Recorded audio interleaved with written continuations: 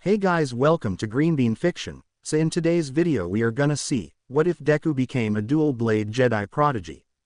This story is Star Wars XMHA, Holocron by Anthony Tyler 9.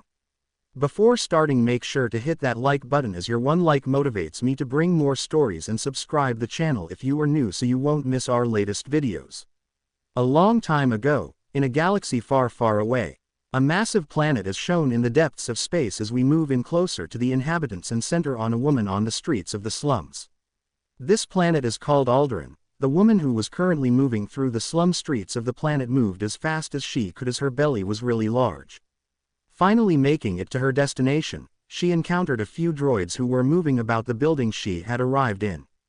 Turning to look at a potential customer, they found the woman to look at them with fear as well as concern. "Ma'am, are you all right? Your water broke," one of the medical droids called out, bringing a stretcher for her.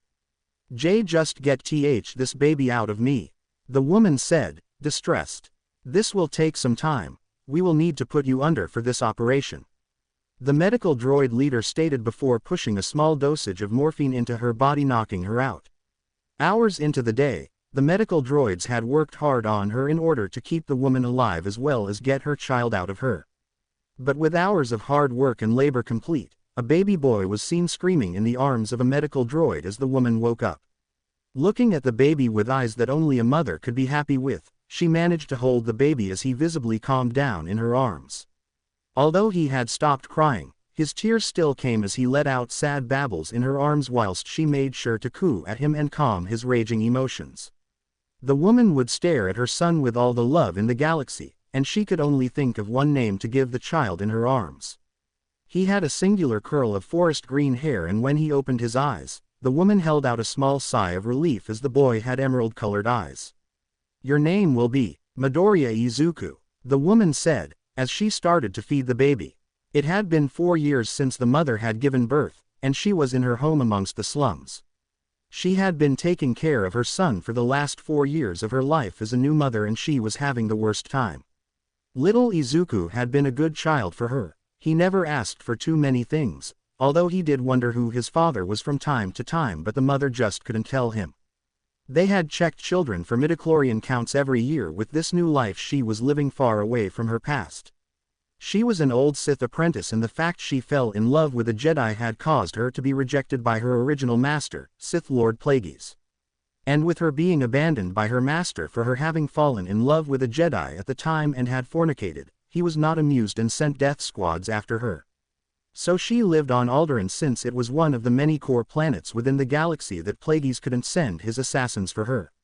Little Izuku at the moment had been moving throughout the entire neighborhood of the slums. He had become friends with some nearby children as he formed small bonds with them as children wishing to become heroes. One of them had a brash personality, and Izuku was very friendly with them considering that they were very unique. The boy was slightly taller than Izuku by a few inches, but he was in the same grade as him. Once the two had met, they couldn't be taken apart. And we find Izuku currently running around a small park as nearby parents smiled at the two children playing around. They were all happy at the moment, and that moment was ruined when Izuku suddenly felt something shift whenever he reached an arm out. So he decided to pull slightly on it to see what happens, and he truly wished he didn't do that. Because as soon as he tried to pull on whatever he tried to pull on softly, he soon found his best friend moving towards him slowly as if he was floating in the air. The look on the child's face was so filled with awe and fear that as soon as Izuku let go of the feeling, he had watched as the boy shoved him to the ground and ran away from him in fear. Izuku had no idea as to why the boy ran away from him, but when he saw the other parents nearby running away from him, he didn't know how to take that. So he ran back to his home and found his mother looking around the house for things to clean. Running up to her, he pulled a little on her dress, catching her attention. "What's wrong, Izuku?" Inko asked, as Izuku stared at her with a sad expression. "Mommy, why did everyone run from me?" Izuku asked, as Inko thought about the question. "What did you do, Izuku?" Inko asked, holding her son's shivering arms. I raised my arms and T tried to pull on something softly. B, but it lifted my friend O off the ground and P pulled him to me. As soon as that happened, everyone looked at me in fear and ran," Izuku said, now crying. "Izuku, You need to know that the ability you just wielded was something that is called the Force. It allows you to control it softly, but at the same time harshly. It is something that lives within all living things as we know it. It flows through everyone and every living thing. I wanted to wish that you weren't born with that power, but it appears I was wrong. Do you want to learn how to use it? Inko asked. Izuku stayed quiet as his mother talked about how to use this ability he had just used on accident. He heard her call it the Force, so he knew that it was something very powerful for him to be able to use it with somewhat ease. Looking to his mother, he smiled at her, with his teary eyes as he nodded at her, and with this his mother brought him to a secret training area where she trained her abilities. They arrived at a large clearing of a meadow filled with flowers and very many other plant life to connect to. Inko wasn't as well versed in the light side of the Force, but she wouldn't allow her son to fall into the darkness that she had done in the past. She had him sit in a cross-legged sitting position as she let him feel out the Force surrounding the two of them.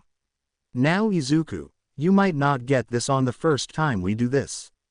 But to learn how to use the Force, one must let go of all attachments that they hold dear to themselves. I cannot give up my attachments because I fell into the dark side of the Force. Inko said, as Izuku stared at her with awe. Wow, what is this dark side? Izuku asked, curiously as Inko shook her head. The dark side of the Force is a pathway led by those who experienced pain and suffering in their life. You must live a life filled with either one. There is no stopping that, but in order to become the best you that you can be, you need to let go of all attachments in your life. Inko said, as Izuku let out a sad sigh. But you're my mommy, why would I want to let go of the bond we both have? Izuku asked, as Inko let out a sad tear. If I were to stay with you any longer now that the people of Alderaan know about your ability with using the Force, someone who knows me in my past will find out. He has already sent many assassins after my life in the past, and I will not allow him to find you. Inko said, as she knelt in front of Izuku. Assassins? Izuku questioned with slight fear. Yes, assassins. They will be after my life, and they would not be wary to stoop as low as to use you to get to me. So as soon as you learn how to use the Force, I will be forced to leave Alderaan. I'm sorry Izuku, but my time as your mother will be gone soon. Inko said, as Izuku hugged her.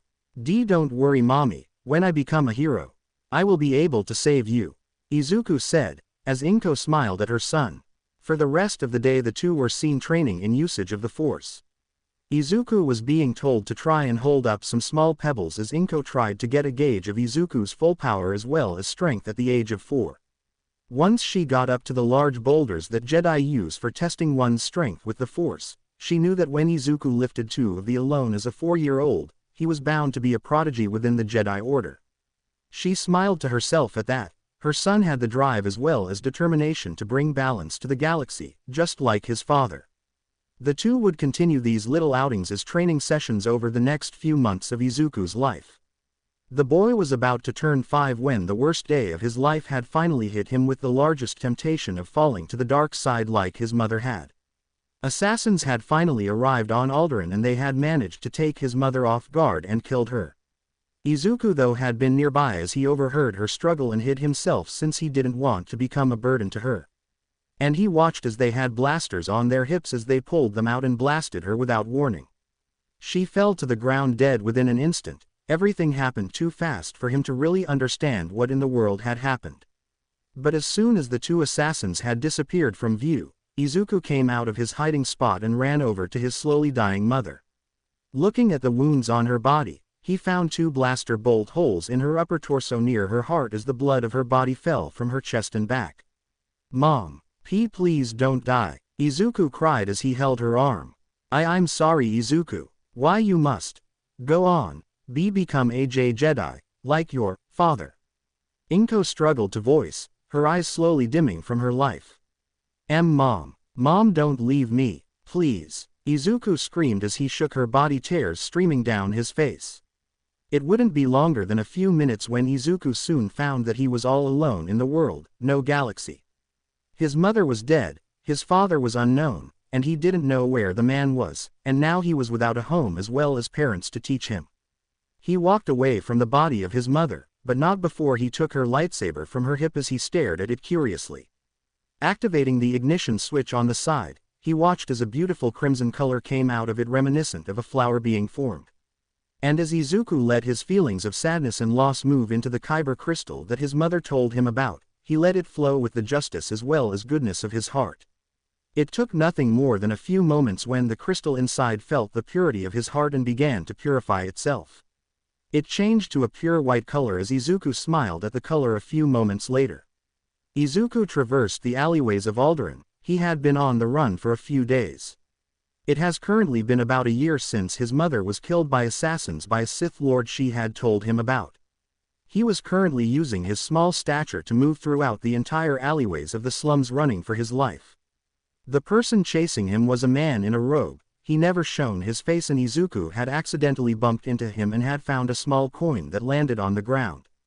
He had picked it up believing that he had accidentally dropped it when he turned to look at the man himself, only to find that he couldn't see the man's face and was fearful instead and ran off to try and escape who this unknown person could be.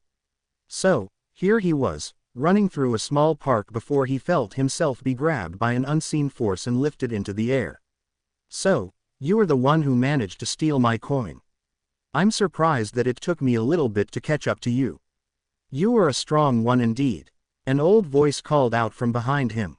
I'm sorry," Izuku called out, as the man stared at him before he was pulled over to the man. He was turned and was face to face with the man. The man looked a little younger than an old man, but he looked like he'd seen better days. If anything, he looked like a young adult. He had brown hair as well as blue eyes that held an even weirder glare towards him as he held a bit of mischievous nature inside. He held out a hand to Izuku as he held out a robotic hand to catch the coin that Izuku had pulled out of his pocket. The young man had gotten a better look at Izuku now that he was looking at the boy more closely. Izuku was covered head to toe in dirt and grime. His hair was matted as well as handbags underneath his eyes as he shivered in his grip. "All right, kid, so what happened? You don't look like a native from the castle," the young man asked. I'm an orphan," Izuku said, as the young man sensed Izuku's slight truth. "Where's your parents?" he asked, as Izuku became visibly sad. My mother died a year ago," Izuku said, as the young man gained a grimace. I'm sorry you had to suffer like that. Was she killed as well?" the young man asked, and once he saw the small nod he led Izuku down on the ground. "Assassins. Sith Lord," Izuku muttered as the young man gained a serious complexion. "Sith Lord? Who?" the young man asked, placing his hands on Izuku's shoulders. I don't know who they were. But my mother talked about Darth Plagueis before she gave birth to me," Izuku said, as the young man introduced himself. "My name is Anakin Skywalker, and I need you to come with me. You have some serious information about the Sith that the Jedi Order needs to have," Anakin said, as Izuku stared at him in shock. Jedi Order," Izuku called out with a squeak. "Yes, I am a Padawan of a master of the current order itself. His name is Obi-Wan Kenobi. I'm sure that you both would get along very well. Follow me if you want to meet the Jedi," Anakin said, as he walked down the path. Izuku hesitated for all but a second before he ran after the Padawan on a journey to become one of the best Jedi the galaxy had yet to see. Izuku followed Anakin Skywalker all the way to his ship that was in the docking bay. He hadn't been able to keep up with the taller young man for a while, but the older Jedi Padawan had stopped and allowed him to stay next to his feet. As the two entered the ship of the young Skywalker, they took off into the stars completely unaware of the fact that there was someone watching the two of them from afar. As the ship traversed the hyperspace of the galaxy, Anakin had begun to tell Izuku about the Jedi Order, and the boy was completely enthralled with the journeys of each Jedi Anakin talked about. He had even told Izuku about the adventures he and his own master, Obi-Wan Kenobi, had been on in the last few years of his life that he'd been a Padawan. And as they soon arrived within a few minutes of intergalactic travel, they saw the massive planet of Coruscant as Izuku had his face on the window just staring in awe. "That's Coruscant, the place where the Jedi Order lives as well as mainly protects. As much as I would love to have some Jedi on the Outer Rim protecting others from the slave traders, there's not much I can do about it," Anakin said, as he sighed before moving to land the ship. "Don't worry, Anakin, if I become a Jedi, I would like to work out in the Outer Rim. It doesn't seem like a very safe place for the innocent anyway. Izuku said, as Anakin rubbed the boy's head. The ship landed in the docking bay of the Jedi Temple, and as soon as the window parting the ship's controls and the outside was opened, Izuku climbed out. As he touched down on the ground nearby, he watched as Anakin had jumped out of his ship and landed on his feet without hurting himself. He was led through the entire temple as he soon arrived at the two of them arrived at the Jedi Council chambers. As Anakin made his presence known to the council, they opened the doors to reveal all of them staring at the two with confusion as well as worry. "Brings you to us, what does, young Skywalker?" Yoda questioned as he looked at both Izuku and Anakin. "Master Yoda, I require some assistance in teaching young Izuku here about how to become a Jedi," Anakin said, as Mace Windu stared at Izuku. "Did Anakin kidnap you from your parents?" The Master of the Order questioned as Izuku shook his head and answered. My mother is dead. She was killed by a Sith assassin," Izuku said, shocking the entire council. "Sith assassin, you say? What proof do you have?" Yoda asked, suddenly serious. My mother used to be a Sith apprentice. But she taught me everything I needed to know about the light side of the Force," Izuku said, before quickly talking about what she taught him. "And you're sure that she didn't teach you about the dark side?" Mace Windu questioned as Izuku shook his head. "She taught me about the dark side, it was all she knew. But she didn't want me to fall into the dark. She taught me to always turn away from it before it could get its grasp on me," Izuku said, as Mace Windu stared into Izuku's eyes. Mace Windu and the other masters of the council had watched Izuku's eyes for any kind of malicious intent. Finding none, Master Windu spoke up again towards the young man and Anakin. "Skywalker, we need to speak to young Izuku in private. Can you please leave the room?" Mace asked, as Anakin nodded, giving Izuku a small rub of his head before leaving. Once he was gone, the rest of the council stared at him. "Strong emotions you have. To become better, you must train. Train him, who shall?" Yoda questioned as Mace stared at Yoda with a questioning glance. "He is too old to be trained in our arts. We don't train those who are around the age of Tano," Mace said, as Yoda placed a hand out to Windu. "Strong, he is. In the Force, he must be trained. Midichlorian count, what is it?" Yoda stated before questioning Izuku. I don't know, but Anakin told me it was large," Izuku said, shifting from one leg to the other. Speak on this we must at a later point. A war, coming it is," Yoda said, as he stood up from his seat. Walking up to Izuku, he smiled at the young man as he patted his hand from his side and tugged his sleeve a little to get him to follow. From that moment on, Izuku was shown around the Jedi Temple as he stared in awe of the building. Yoda talked on and on about how the previous generations of Jedi had built the place with the main reason of holding information about past events that had been recorded. Izuku was shown the Tree of Life as it was slowly wilting for the season, and the young boy stared at it in a weird trance as he walked up to it. Yoda watched the interaction between the boy and the tree with curiosity, as the young boy had softly placed a hand on the tree.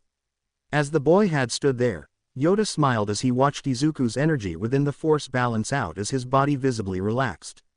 He pulled the young man away from the tree as he led him around the temple again as he showed the classrooms where the Jedi were trained in both academics as well as combat. By the time it was dusk, Izuku was shown his bedroom within the temple as the boy looked at how barren it was. "Trained you are, in the Force. Academically, you are not. 1 week until travel, gain your lightsaber you will by then. Until then, may the Force be with you," Yoda said, smiling at the boy. "May the Force be with you as well, Grand Master," Izuku said, as he bowed to the old master.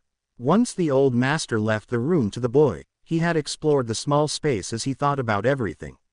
He went from living on the streets, to living within a very wealthy planet, and he was considering his options. He remembered what his mother told him just days before she was killed by Sith assassins, that he had to become a Jedi and bring balance. He didn't know how he would do that, but he knew that with everything that was happening, he would make sure that he doesn't fall into darkness. And as he fell asleep on the bed given to him, he would descend into a dreamless sleep that had for once, a good dream about his time before his mother died. Over the next 5 days of being in the Jedi Temple, Izuku would keep his face into the ancient texts that the Jedi had given him. He was studying as hard as he could about the Force as well as his academics, to the point that within the 5 days that he was studying he had caught up with his classmates.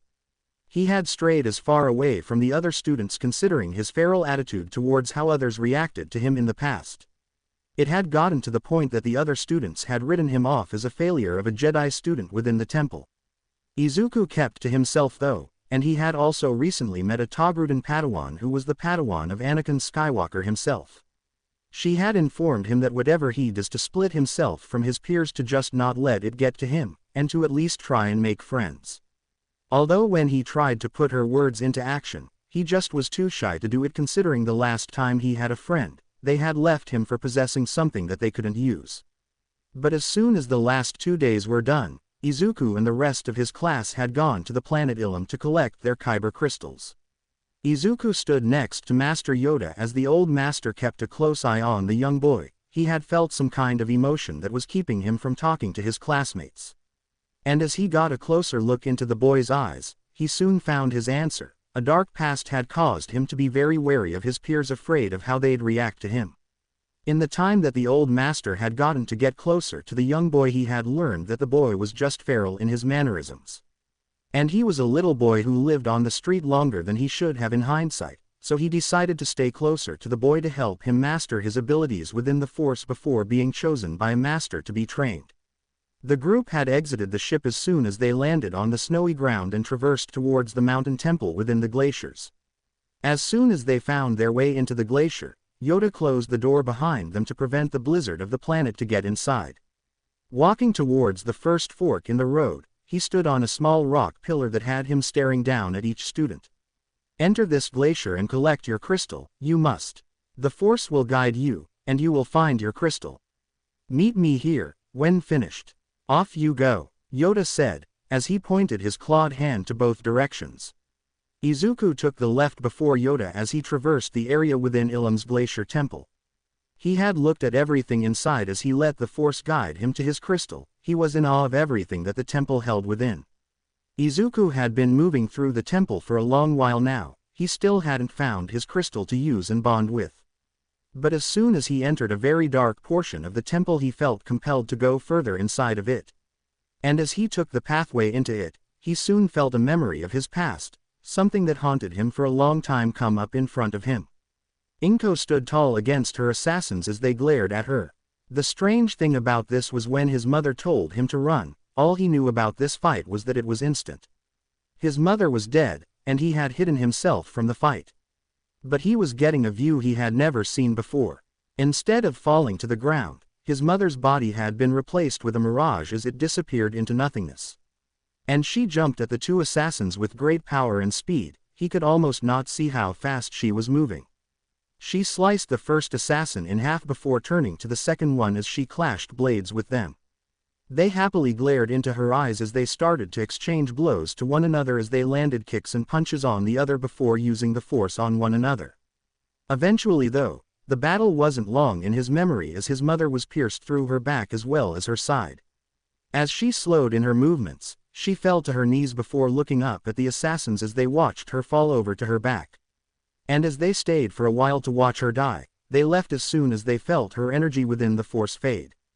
Mom. Mommy, the younger Izuku cried out, as he ran towards the corpse of his mother. Mommy, don't be dead. Please. I still need you. Mommy, Izuku cried out, as he tried to get his mother to move. No. Please don't leave me alone. I don't want to be alone. Little Izuku sobbed as he hid himself in her arms. Izuku shook himself from the weird memory as he looked into his hands as he felt something soft and circular with edges on it within his palm. Opening his hand, he saw a small crystal that was the size of a pebble from Alderaan in his hand. It was emerald in color, but it was giving off a violet aura as it was being held within his hand, perfect usage of the light and dark. But Izuku then felt something in his other palm, and opening it up, he soon found out why. A small amethyst crystal was sitting in it as well. He smiled at both crystals as he stared at them with tears streaming from his eyes as he held them close to his heart. His mother had told him once that when she gained her crystal, that it was amethyst in color, a beautiful purple before she was told to bleed it. Turning around to leave the area, he found himself staring into the green eyes of the old master as he stared at Izuku's two crystals. Emerald and amethyst crystals. Strong within the force, you are. Young Midoriya, Yoda said, smiling. I remember something about my mother, Grandmaster. Izuku said, as the old master looked into Izuku's streaming eyes. What was it, young Midoriya? Yoda asked, softly. My mother's first sea crystal, it was a beautiful amethyst in color. This reminds me so much of her. I know that Jedi shouldn't have attachments, but she was all I had. I want to remember my mom in a good way. Izuku said, sobbing now. Yoda walked up to Izuku and rubbed his back as he had fallen to his knees now as he rubbed his eyes. Remember those who have fallen, let go we must. Entrust them to the force we must. Yoda said, as Izuku nodded his head. She is 1W with the F-Force now. I just miss her so much. Izuku said, as he slowly got over his sadness. The love of a mother, we never forget. Raise us since newborn, they do, teach us how to survive they do. Midoriya Inko, a powerful Sith apprentice she was, but an even more lovable mother to you, she is. Yoda said, consoling Izuku as the boy started to release tears once again. Emotional you are, young Izuku. Long training, you have. Yoda said, chuckling as Izuku nodded apologizing. Once the two returned back to the rest of the class, they took off back for Coruscant in order to begin the construction of their Jedi lightsabers. They will learn how to bond with their Kyber crystals on their way back as Yoda instructs them to bind the power of the Kyber crystal to their soul in order to form the bond. Izuku had already known this from his mother, but it didn't help his emotions much when Yoda stated the same thing. She had told him about a lightsaber being the very soul of their user. Returning back to Coruscant, Izuku and the rest of his class of Jedi younglings were preparing themselves to create their own lightsabers. As all the younglings were in the spirits of creating their lightsabers, Izuku was hitting a small rut with his creation of lightsabers.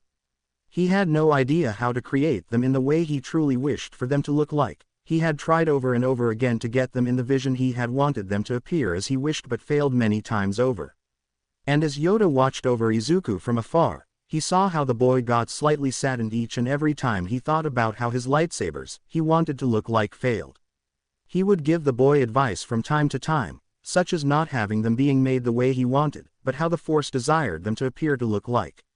The boy would nod his head as Izuku focused his mind on how the Force desired how his lightsabers would appear for him in his potential fighting style. And over the coming weeks of trial and error, he would finally figure out how the Force wanted him to show off his weapons. They were slightly longer than one another but held a small sword-like protrusion from the sides to allow small sparks of the power of his crystals ignite from the sides.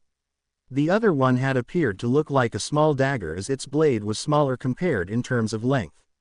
But the most important fact about them was the embroidered name on them that showed that they belonged to him, and him alone. They showed his name of Midoriya on the sides in a deep green and purple coloring as he smiled down at the two blades. Over the next few months however, the younglings would train in the arts of becoming a potential Padawan for Jedi Knights of the Order. Izuku was doing his very best in order to show his signs of balance as well as power within the Force as well as fighting style. He made his training droid move faster than his classmates because he wanted to show his hard work and dedication to becoming a Jedi like his unknown father that his mother had met years ago. The only name she gave him however was Hisashi Midoriya. He had no clue about who this Midoriya Hisashi was. But he had hoped to find the man within the order. Shaking his head, he continued his tinkering with the small training droid so that he could go as hard as possible in his training. As soon as his droid was changed to the point that it would bring the most difficult opponent to him as possible, Izuku began to train in earnest. Unknown to him however was the fact that a certain woman was watching over him next to Grandmaster Yoda. Jedi Knight Depa Bolaba had been not expecting something this contriving when she arrived at the Youngling Training Center. Master Yoda had told her that there was a couple potential students that she could take under her wing to show them her ways of the Force. But when she entered the training grounds, she found herself looking at two young boys who were training with their droids. One named Caleb Doom, and the other Midoriya Izuku. She had no idea whether or not Midoriya was his first name or if it was Izuku, but she decided to think that Izuku was his first name. She watched the two boys with intrigue and interest as the two were shown to be training hard for this whole training regimen before Yoda spoke up confused. Appears to be changed. The droid is. Yoda muttered as Bolaba looked over. What do you mean, Grandmaster? She asked, looking confused. Training droids are for training, not combat. Young Izuku's droid is set for combat, Yoda said, as Depa looked over at the boy. His movements were near perfect and his patterns for blocking attacks as well as countering were similar to a very familiar lightsaber combat form she used. She knew the form well considering it was a form that differed from Juyo, Form 7 of lightsaber combat, Vapod. The boy was channeling all his strength into the form as he went aggressively and swiftly as he blocked with Sorzu and went back into Vapod for its swift and aggressive strikes. She was so impressed that she looked back to see what Caleb Doom was doing and found him using the Sorzu fighting form. She had watched him for a small while before smiling at the boy as she knew that he'd be the perfect Padawan for Jedi Master Obi-Wan Kenobi. With her Padawan set in her mind, she whispered to Master Yoda about who she wished to take on as an apprentice as Yoda stopped the training of all younglings. Each student looked at Depa Bolaba with concern as well as expectations of being chosen, but Bolaba looked at one student in particular as he looked mainly at the floor. It was here that she had chosen to kneel before Izuku, and she spoke towards him specifically in order to gain his attention. Youngling Midoriya Izuku, she said, causing the boy to look at her with confusion. Why yes, Master Depa, Izuku asked, as she smiled at him. I choose you to become my Padawan. I acknowledge your hard work and dedication to the Jedi Code and wish to train you to become a Jedi Knight. Do you accept me as your master? Depa asked, looking into Izuku's expressive wide eyes. Are you sure why you want me? Izuku asked, stutter still in his shy nature. Yes, I believe that I can hone your skills with both the Force as well as lightsaber combat to make you into a great Jedi Knight in the future. If you will have me as a master, that is. Depa asked, with a smile on her face still. I would love to have you as a master. Izuku said, hopping a little. All right younglings, return back to your training. Jedi Knight Bolaba, youngling Midoriya Izuku. Please follow me to the chambers of the Jedi Council. Yoda said, as everyone went back to normal. Not too far away from their location, Master Kenobi looked at Caleb Doom with a smile on his face as he thought about taking him on as a Padawan as well. Inside the council chambers, Depa and Izuku stood in the middle of the chambers as each master looked at him with high expectations. They stood and moved towards Izuku as they placed a braid that was in the same color as his hair and attached it to his hair.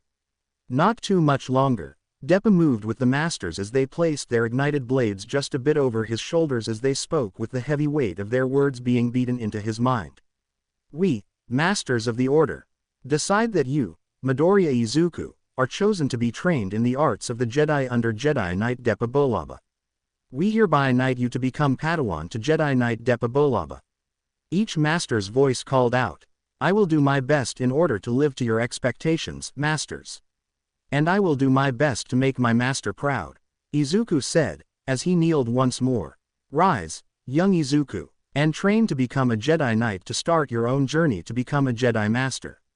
Each master said, as Izuku stood back up. With the ceremony complete, Izuku followed Depa Bolaba over to the place where her sleeping chambers were located. Izuku looked in awe as Depa looked happy about the place before speaking to him about the rules under her training regimen. She had informed him about how she will expect him to listen to each and every lesson that she gives him and wanted him to use the Force to his upper limits in order to increase the limits he himself holds. The only thing she asked him to never do is fall under the influence of the dark side, since one cannot come back from it completely fine in the end. After imparting her knowledge of the intricacies of the Force and how to avoid certain things about it that could lead him to the dark side of the Force, she would tell him to return to his sleeping chambers to begin their training the next day. The next morning, and for the following weeks afterward, the two would be seen in the training room as they increased their abilities. Depa would also instill the teachings of the Sorzu lightsaber combat for Izuku to fall back on in order to keep him safe from any opponents who wished to kill him. And with each training session, Izuku would absorb each and every lesson like a sponge as he did his very best in order to learn everything he could without having to fail. His unique fighting style with two blades, made him a very concerning opponent considering the fact that the only lightsaber combat form that used two sabers itself was Jar Kai. The simple fact that Izuku was using two blades for Sorzu as well as Vapod and Juyo had been very weird for her to combat as well as train Izuku with. But she found out that him having two blades within the forms of Vapod, Juyo and Sorzu had been boons for him since he had two weapons that could send blaster fire away from himself that much better. The two continued their training regimen until they heard word that a war was beginning between the Republic and the Cis government. The Separatists were stating that the Republic were corrupted from the bottom to the top and they wished to change everything from the bottom up. And with this, the war would soon begin in the coming weeks. Deku didn't wish to be brought into the war, and greatly disagreed with how the Jedi Order were essentially becoming war generals. The Jedi were meant to be keepers of the peace, not war generals for the Republic, but she had no say in the matter since the Masters of the Order had been forced to join. Looking at Izuku, she would say that she had bonded with the boy on a deeper level than a master should. She had seen the boy as someone who was akin to her own son, although not biological, she just couldn't bring herself to look at him any other way. So she had increased their workloads in order to make them both as prepared for the war against the Separatists as soon as possible, as fast as possible. Within a week of this harsh training, Deku Bolaba and Izuku would be sent out to the Outer Rim in order to clear out some planets within the control of the Separatists' control and free them.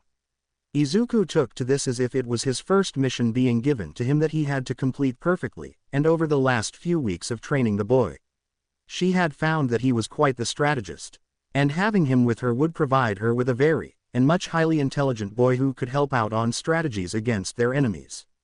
She smiled to herself as she felt that her training of the boy would soon reach its peak during the war or near the end of it. She had taught him everything she knew about the Jedi Order and the Force she had learned from her old master and knew that Izuku was taking in everything like a sponge. So she decided to make sure that near the halfway point in the war was when she would have him knighted by the Order itself.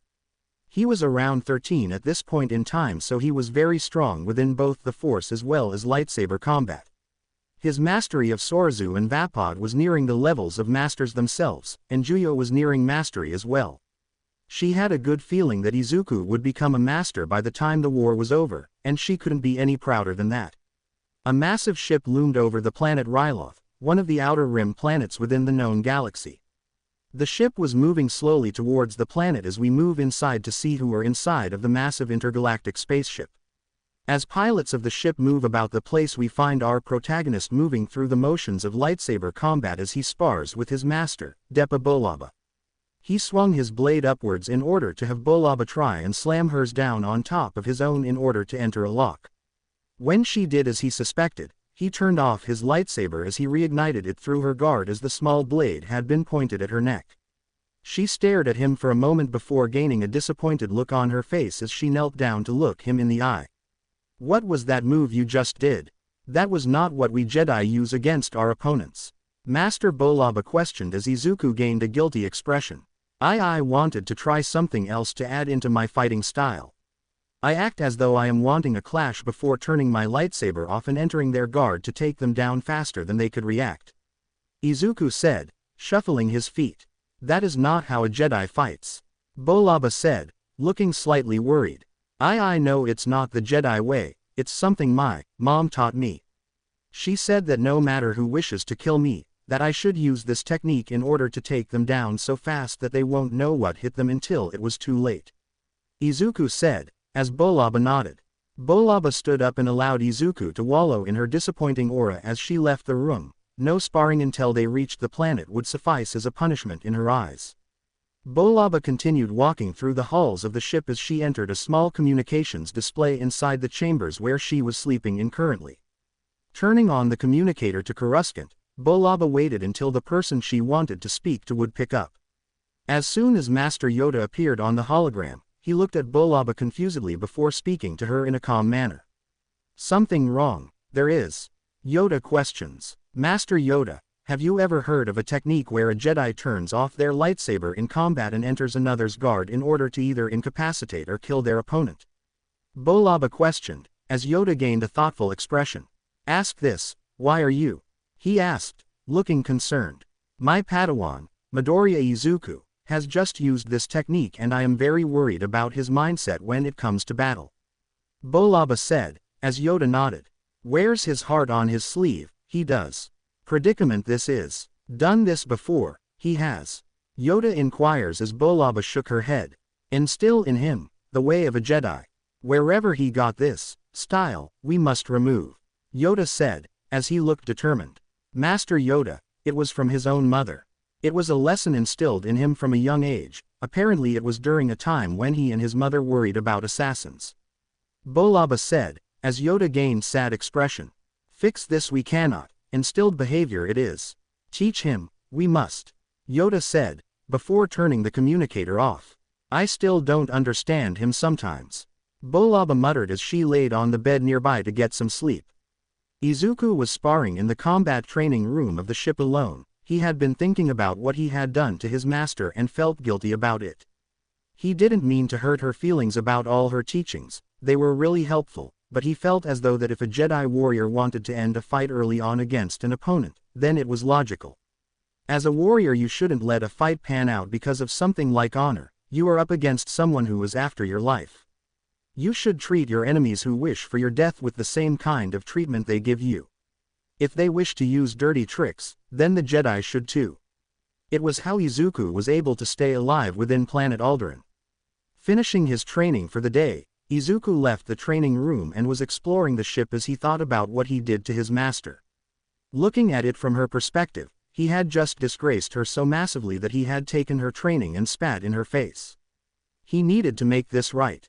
Walking up to her door, Izuku hesitated when he prepared to knock on the door as he looked at it with trepidation. Getting over his fear of rejection, Izuku knocked softly on the door as it slowly opened to reveal his master looking at him with a tired look. What brings you here, Midoriya? Bolaba asked, tiredly. I want to say sorry for how I disgraced you earlier. It was wrong of me to do. I shouldn't have done it. Izuku said, bowing to her. Don't worry about it. You were instilled that training from a young age, correct? Bolaba asked, receiving a nod in return.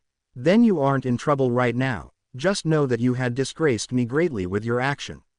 We will be training that out of you later on when we return back to Coruscant. How much longer until we reach Ryloth? Bolaba said, before asking him a question. The commander of the ship said that we will be reaching land within the next few minutes. Izuku said, as Bolaba nodded.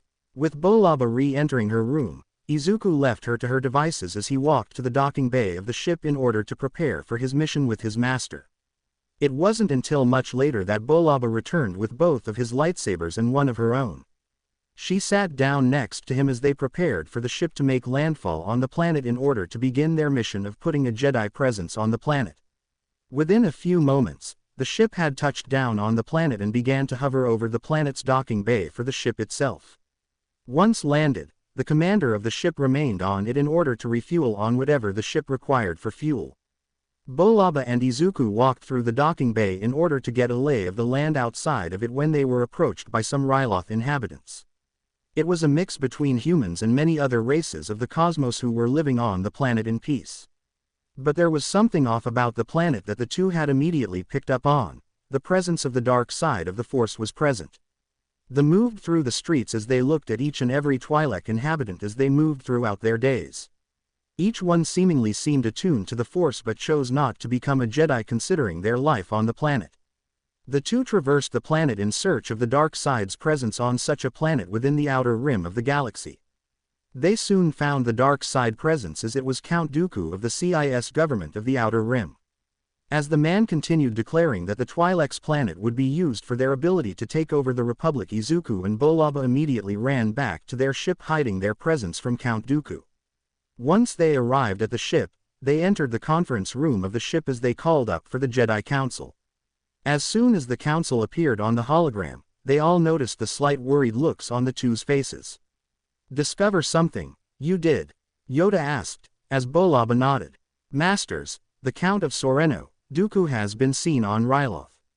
He demands that the planet be brought into the hands of the CIS government. Bolaba said, as Mace Windu stood up. What is he asking for? Mace questioned. We don't know, All we know is that he is demanding the Twi'lek species to join his cause to bring the Republic to its knees. Izuku said, shuffling on his feet. Deal with this you must. Take care of the rest of the galaxy we will. Master Kenobi and Master Windu, join you they will. Yoda said, as Izuku and Bolaba nodded. With their allies coming in for the future, the two had to come up with a way in order to push the Cis government out of the planet. As the two were moving through the streets, they found a small resistance group who were trying to reclaim the planet that had been taken over.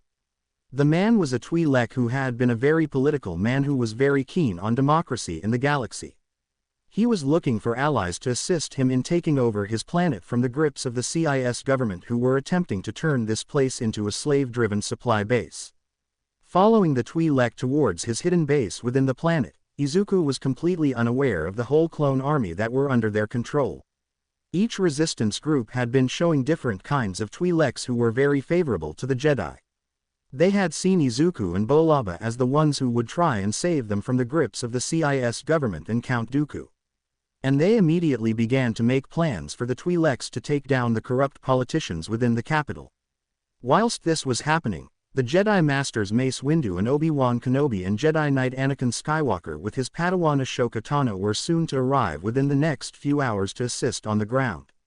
Izuku was calmly walking through the town at this moment, taking in every bit of the scenery as he smiled at the sky. He really liked when everything was calm and quiet. It allowed him to sense the Force greatly, not to mention how he enjoyed how he could think to himself.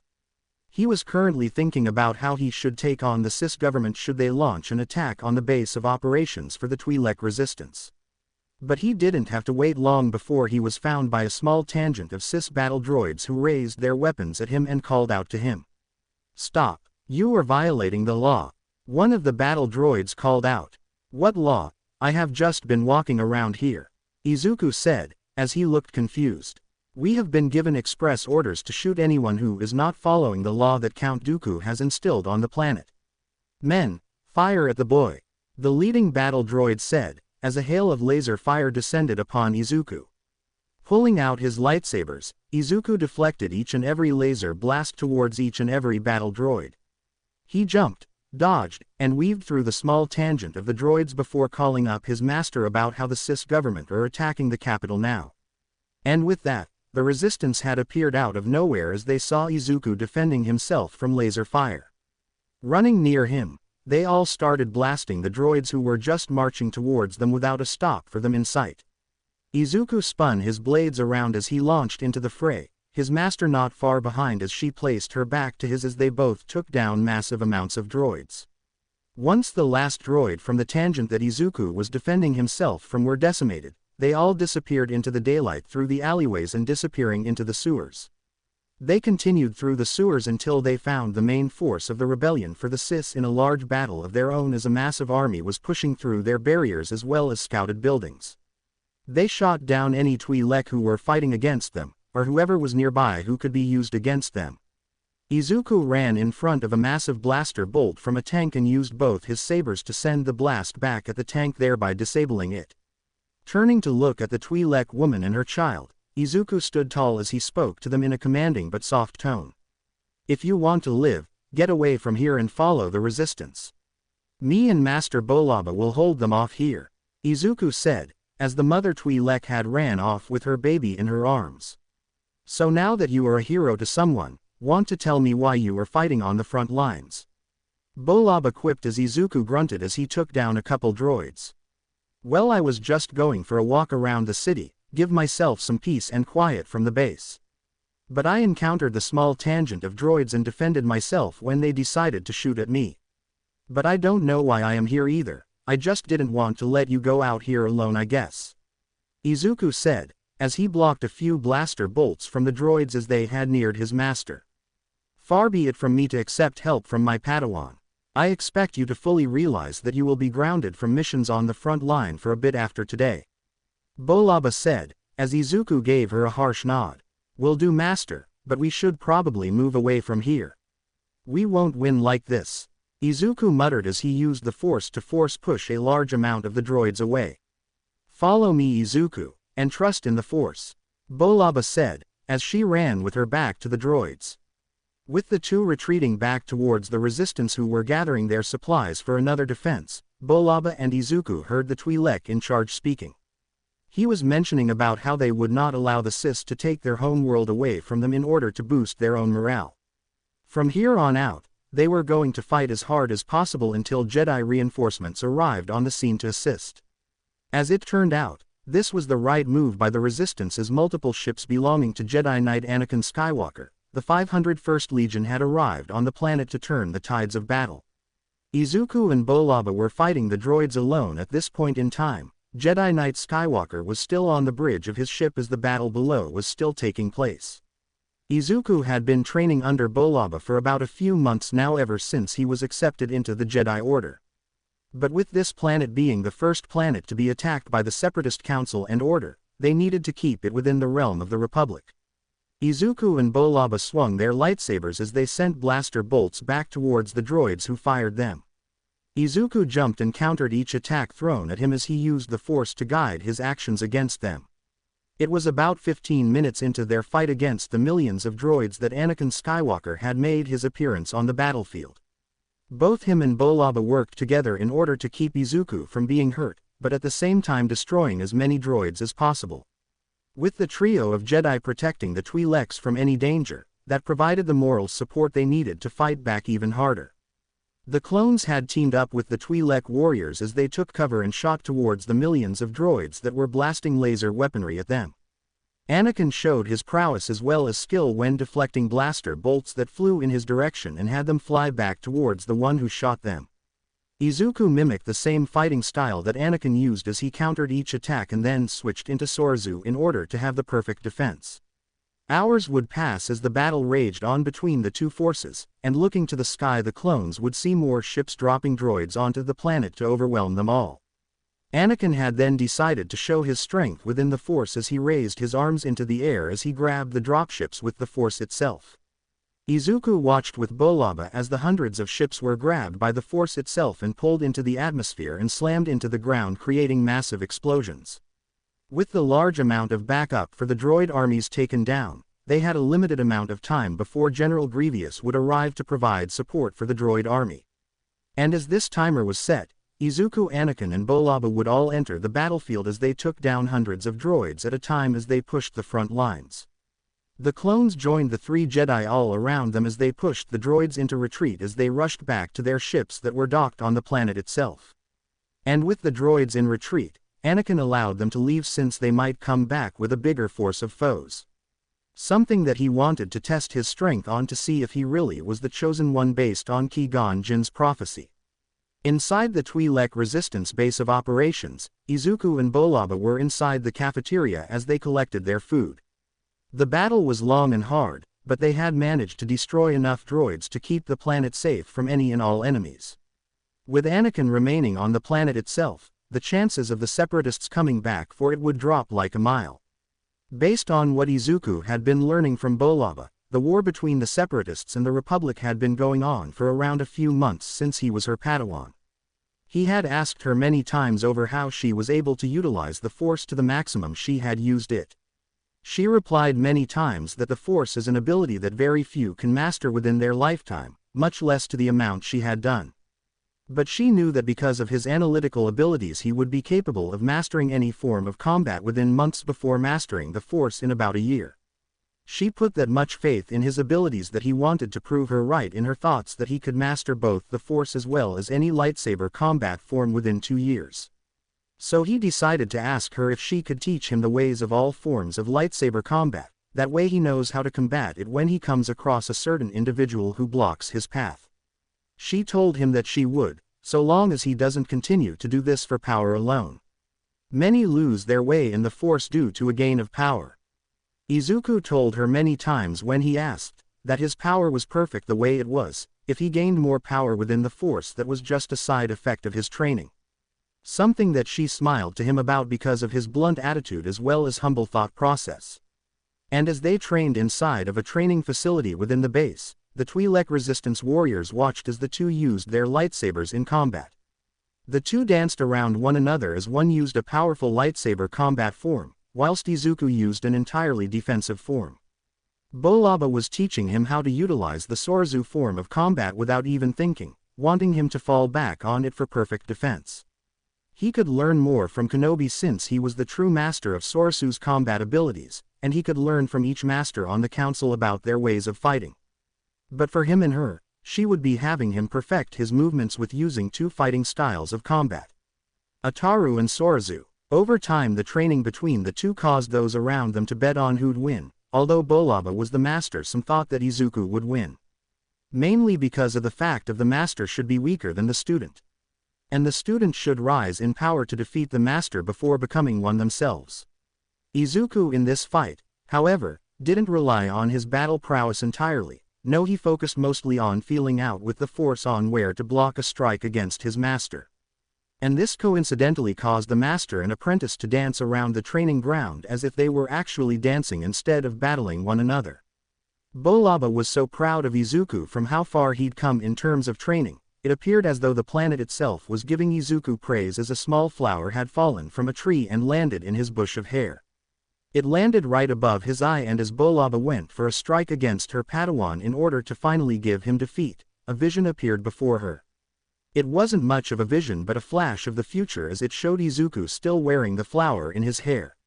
But the area they were located at was very much different from the planet they were located on, but she could feel a difference in the force in this vision. It was as if thousands of lives were extinguished in a singular moment, and as she felt as though the disturbance in the force reached her.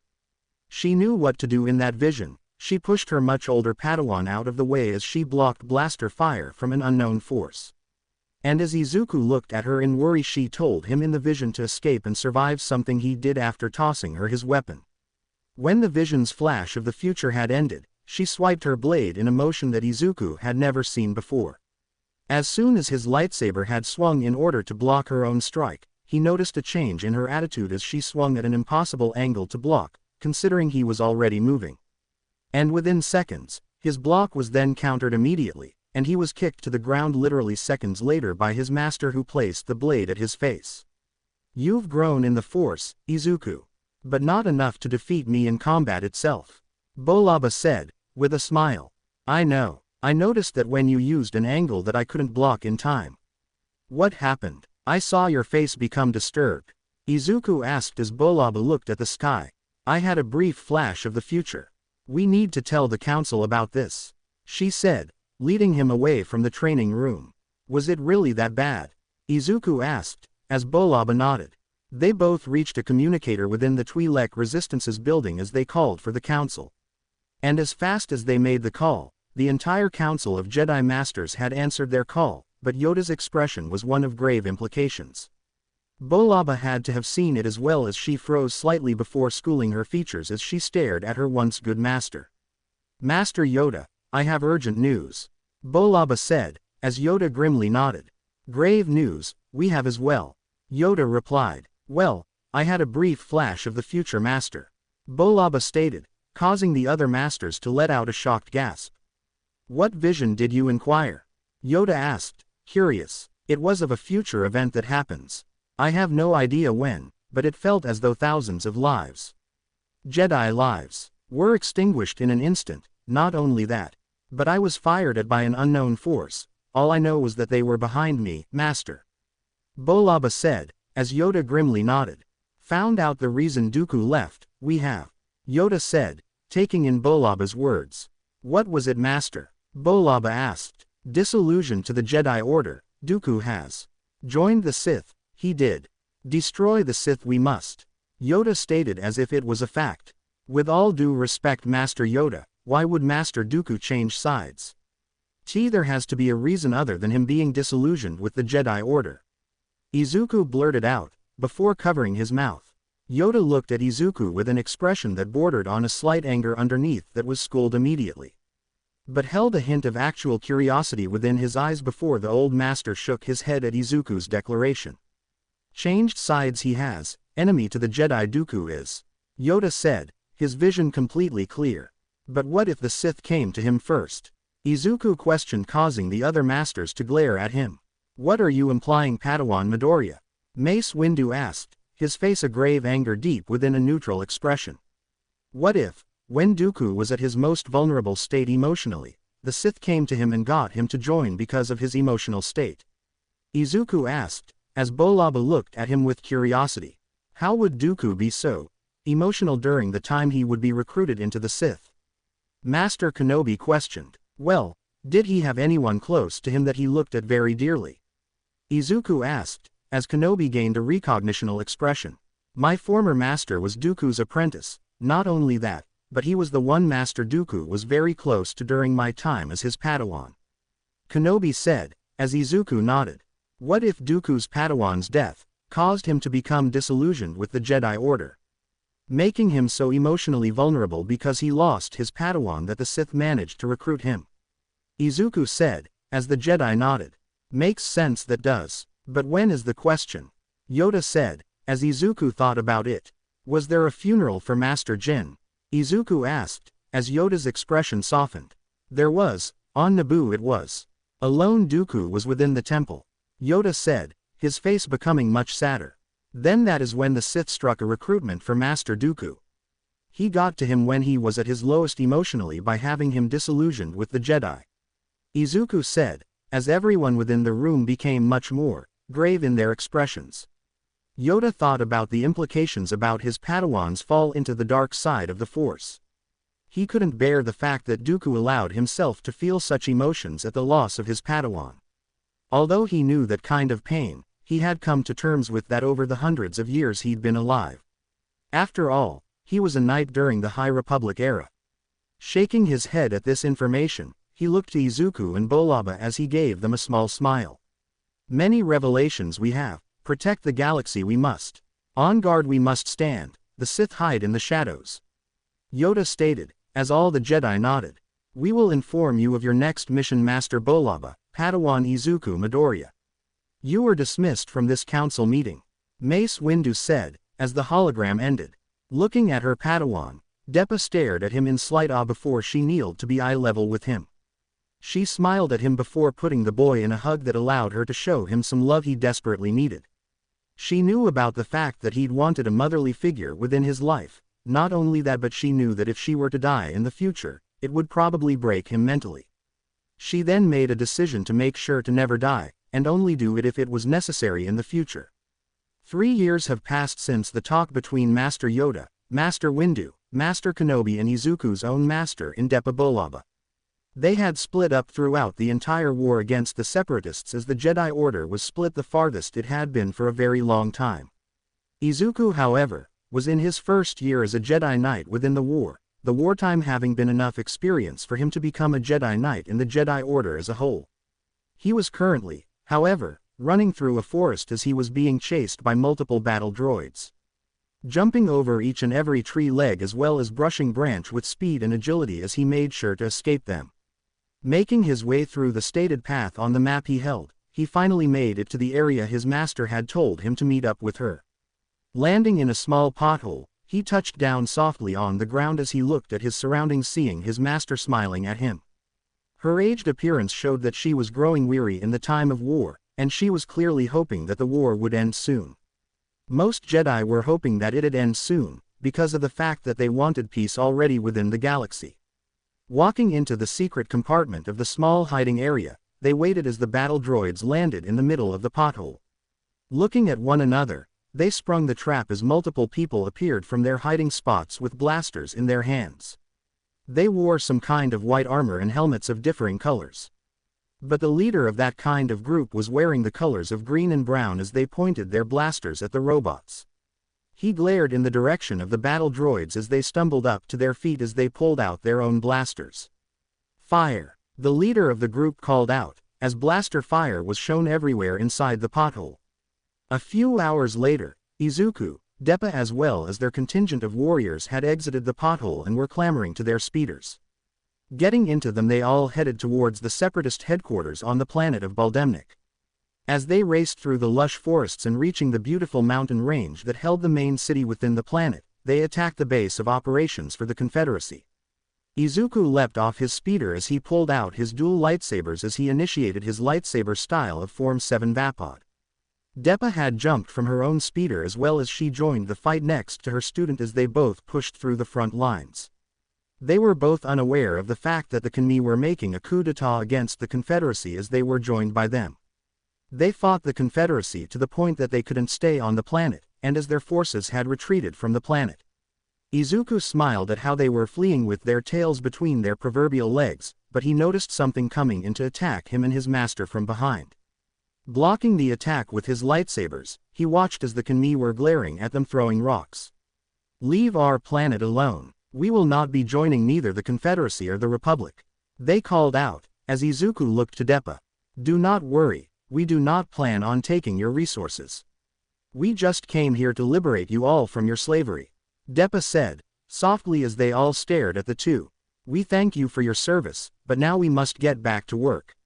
Now leave our planet," they called out, as the two Jedi left them all alone. The two were walking away when their commanding officer, Captain Boro, had walked up to them as they moved towards the flagship of their forces. Climbing aboard the massive ship, the trio made their way to the bridge as they made sure that they left the planet in peace instead of hatred. Whilst Deppa and Boro entered the bridge of the ship, Izuku went over to his bedroom within the massive ship. Sitting on the ground, Izuku started to meditate in order to regain some kind of balance within his emotions as well as mentality. He didn't wish to be preyed upon by the Sith, and he was raised by both his mother and Deppa to not trust the Sith. As he was meditating, he felt a disturbance in the Force. As if there was many things trying to change the fate of multiple groups of people, and as he focused his mind on where this vision was centered around, he opened his inner eyes. He looked around the area as he found himself deep within the Jedi Temple. Turning himself around, he found that there were multiple bodies on the ground. Clones and Jedi alike. He felt a pang in his chest as he looked at each dead body on the ground. He walked over to the closest body on the ground and pulled it over. Looking into their eyes, he found that their final moments were filled with fear as they were seemingly frozen in fear. Looking around himself, he felt a major shift in the Force as he searched for the source of the change that he felt.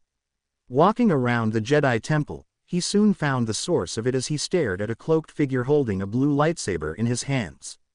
Izuku felt the dark side of the Force flowing around the cloaked figure like it was a second skin as he stared at them in worry. Reaching out to the person in the temple whose energy was faintly familiar to Izuku, he felt the pressure of the dark side push him away from the vision.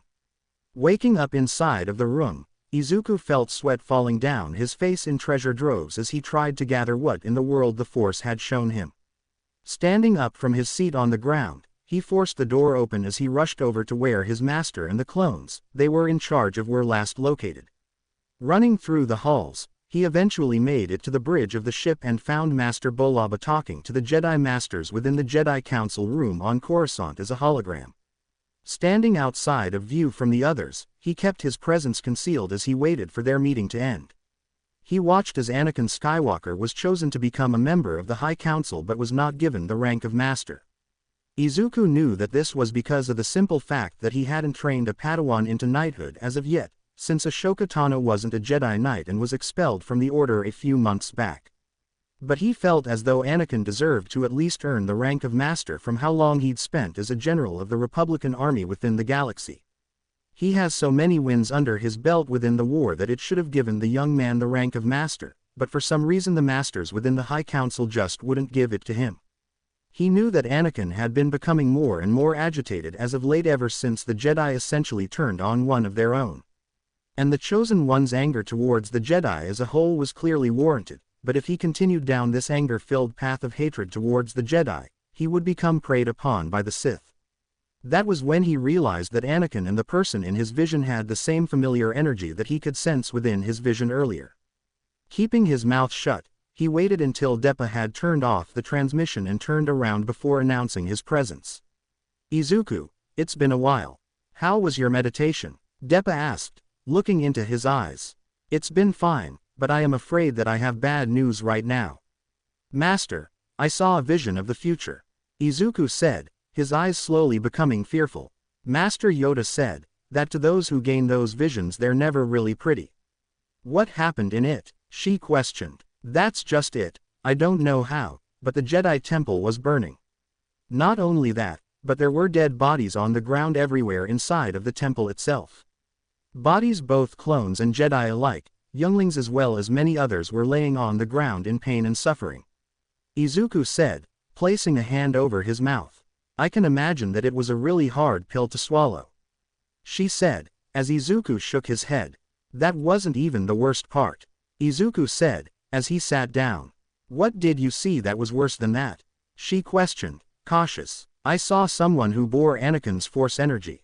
Not only that, but they wielded his very lightsaber, but their power in the force, it was so drastically different. Yet similar at the same time. Izuku said, as Deppa sat in silence. She had never heard of a vision being this vivid before, none more so than the Chosen One's many visions of the future that he'd seen himself. Izuku being able to see the future like Anakin though, it was very concerning to her as she decided to make sure that they were heading to the next battlefield. Maybe he could get better if they had something to distract the boy. He was becoming unstable when retelling the events of his vision. Making her decision, she looked over at Captain Boro and gave him an order. Captain Boro, bring us to Planet Caller. We have to free that planet from the tyranny of the separatists there. She said, as she rubbed Izuku's back.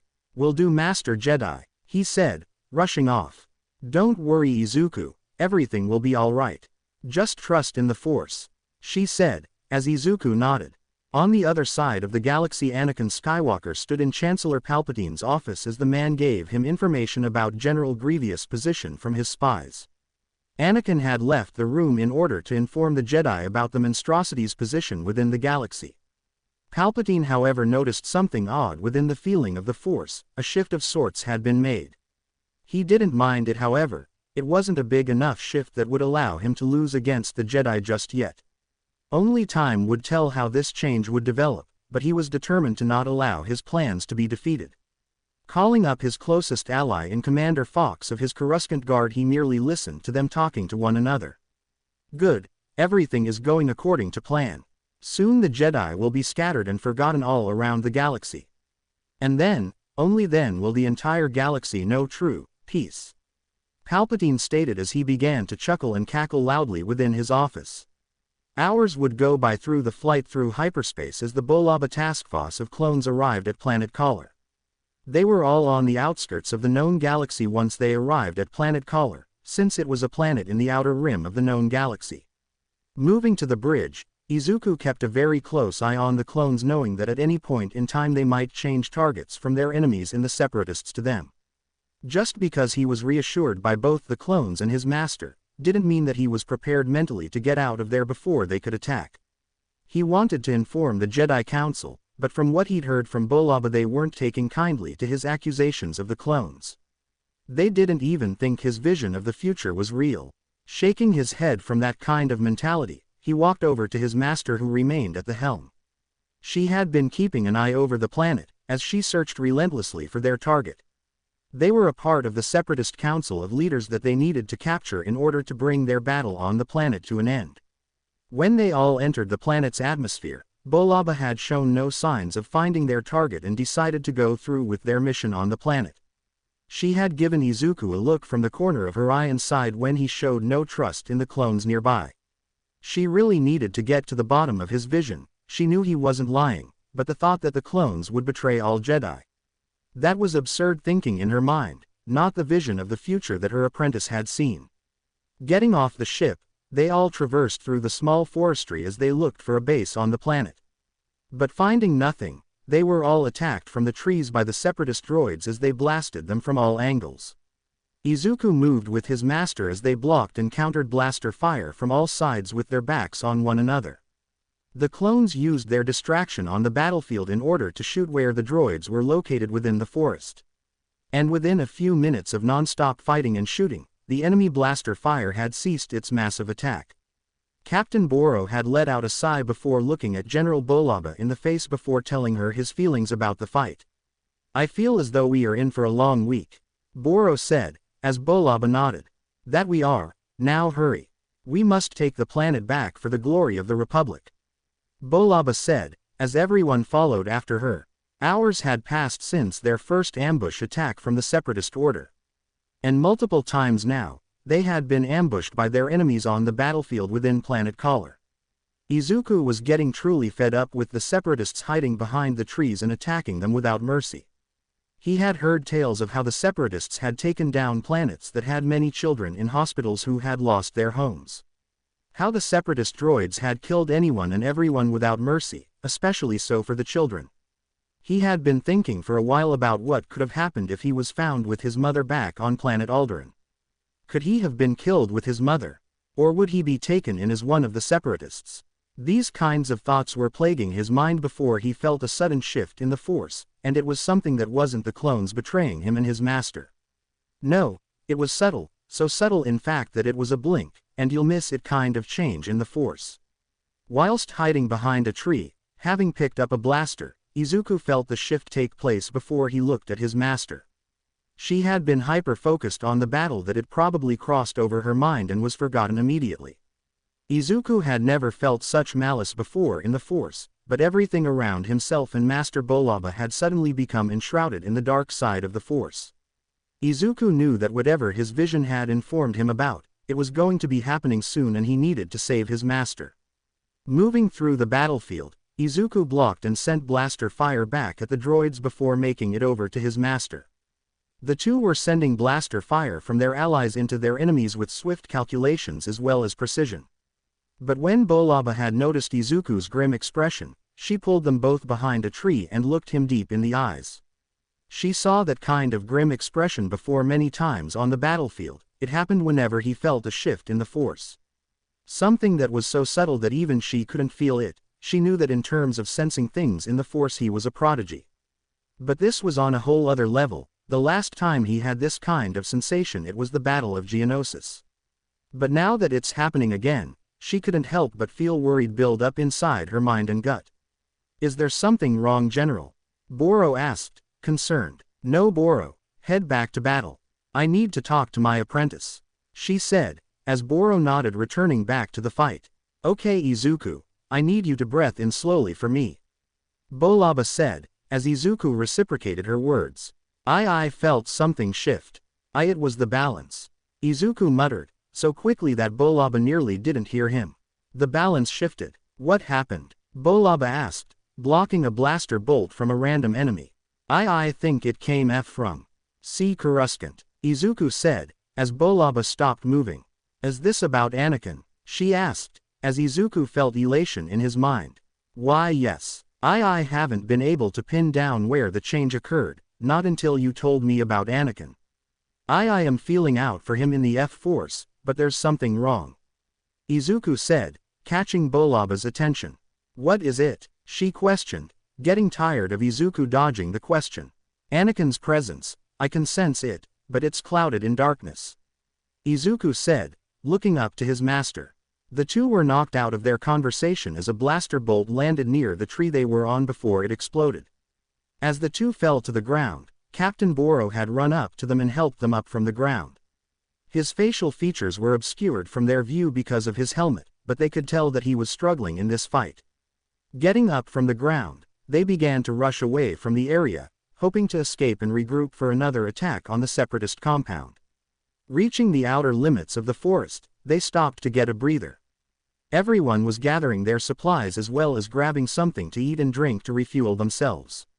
Izuku, however, was feeling the darkness slowly encroach on the clones, and for some reason he could feel it was centered around their heads. He looked at them all confusingly before an explosion happened just outside their camp. Looking over where it happened, a Separatist force had attacked them. Both he and Bolaba rushed to help defend their camp before more and more enemies piled up on their front. Soon enough, droids had come up from behind them both as they surrounded the two almost as fast as the clones had arrived to protect them. The battle was so intense that he couldn't keep his eyes on how the clones were suddenly beginning to act weirdly. They were all shooting down the droids, but they were also twitching for a few moments before they went back to shooting. Eventually though, they all fought off the Separatists and had a few minutes to rest before heading out once more. After regaining their energy to fight even longer on the planet, Izuku was far ahead of his master before he heard the sounds of fighting. Turning around, he found his master fighting off the clones, and it was something he couldn't prepare himself for. He heard her screaming out for him as he rushed back to assist her, but something was wrong with her voice. As he reached the edge of the camp, he heard her entirely as he stopped in the brush, his hair helping him blend in with the foliage. Something that he found oddly ironic, since whenever it came for any other planet without foliage it got him caught many times over his time as a Jedi Knight. Izuku, wherever you are, just keep on running. You were right, the clones have turned against us, claiming that we were traitors to the Empire, something that definitely hasn't happened. Bolaba screamed, as Izuku watched her fight back. He continued to watch from the foliage on the ground as they continued to shoot at her before finally, she was gunned down. What he saw next caused him to look on in dismay at the clones. They continued to shoot at her until her body was riddled in holes. When they were finished shooting at her, they walked into the forest as he heard Captain Boro speak to his men. Look for the Jedi Knight, he's a fugitive of the Empire. He must not be allowed to escape. Captain Boro called out. Yes, sir. His men replied, rushing out into the forest.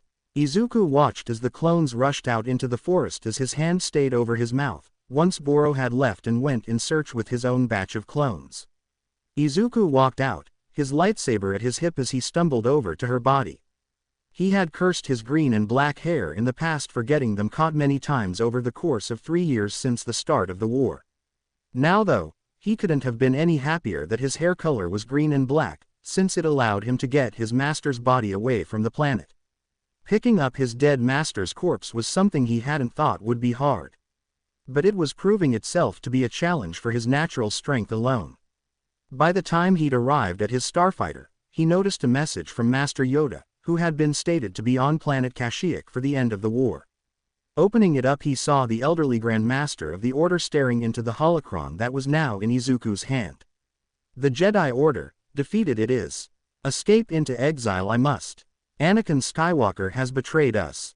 Killed everyone in the temple on Coruscant, he did. Grand Master Yoda said, with a heavy heart. No way, there's no way that could have happened. The temple was something that was protected for 25,000 years. Izuku muttered as he flew his ship. Do not return to Coruscant. Dangerous place, it is. Yoda warned. Escape into the galaxy, you must. Master Kenobi defeated Skywalker, he did. Darth Sidious killed, he was not.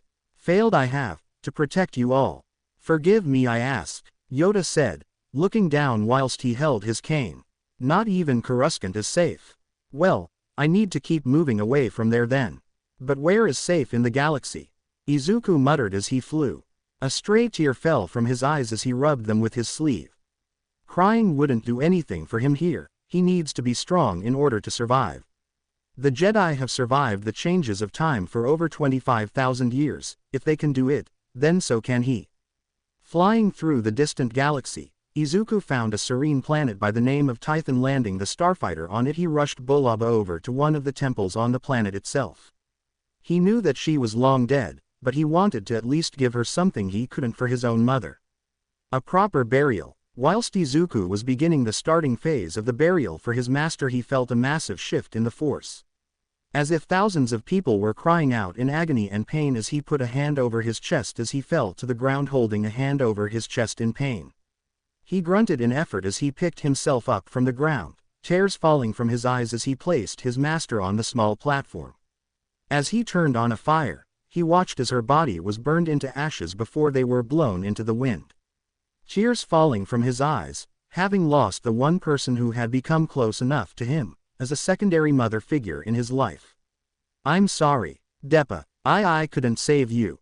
I should have tried harder to save you. I will keep fighting, and I will make sure that the Empire doesn't take over the galaxy. Mark my words, Izuku said, promising this to his master. At the end of the day, tomorrow is another day. Izuku muttered before falling asleep at the foot of the burning table. Izuku stood over the burnt body of his master. Her body slowly, but surely dissolving into ashes as he watched her slowly fade from the world of the living. Looking out into the distance, he could feel the shifting sides of the force favoring the dark side as he let out a sigh. He knew that after leaving Tython he'd need to go into hiding. Izuku knew that he wouldn't last long in a fight against the Empire. Not without allies who he could stand beside to protect everyone from their grip on the entire galaxy. The resistances haven't been created as of yet, but they would be created in time as everyone knows about the Empire's tyranny. I wish that you were around right now. I can't feel anyone that we've known in the past through the Force. I could use your advice about how to live right about now. Izuku said, as he sat down near her grave.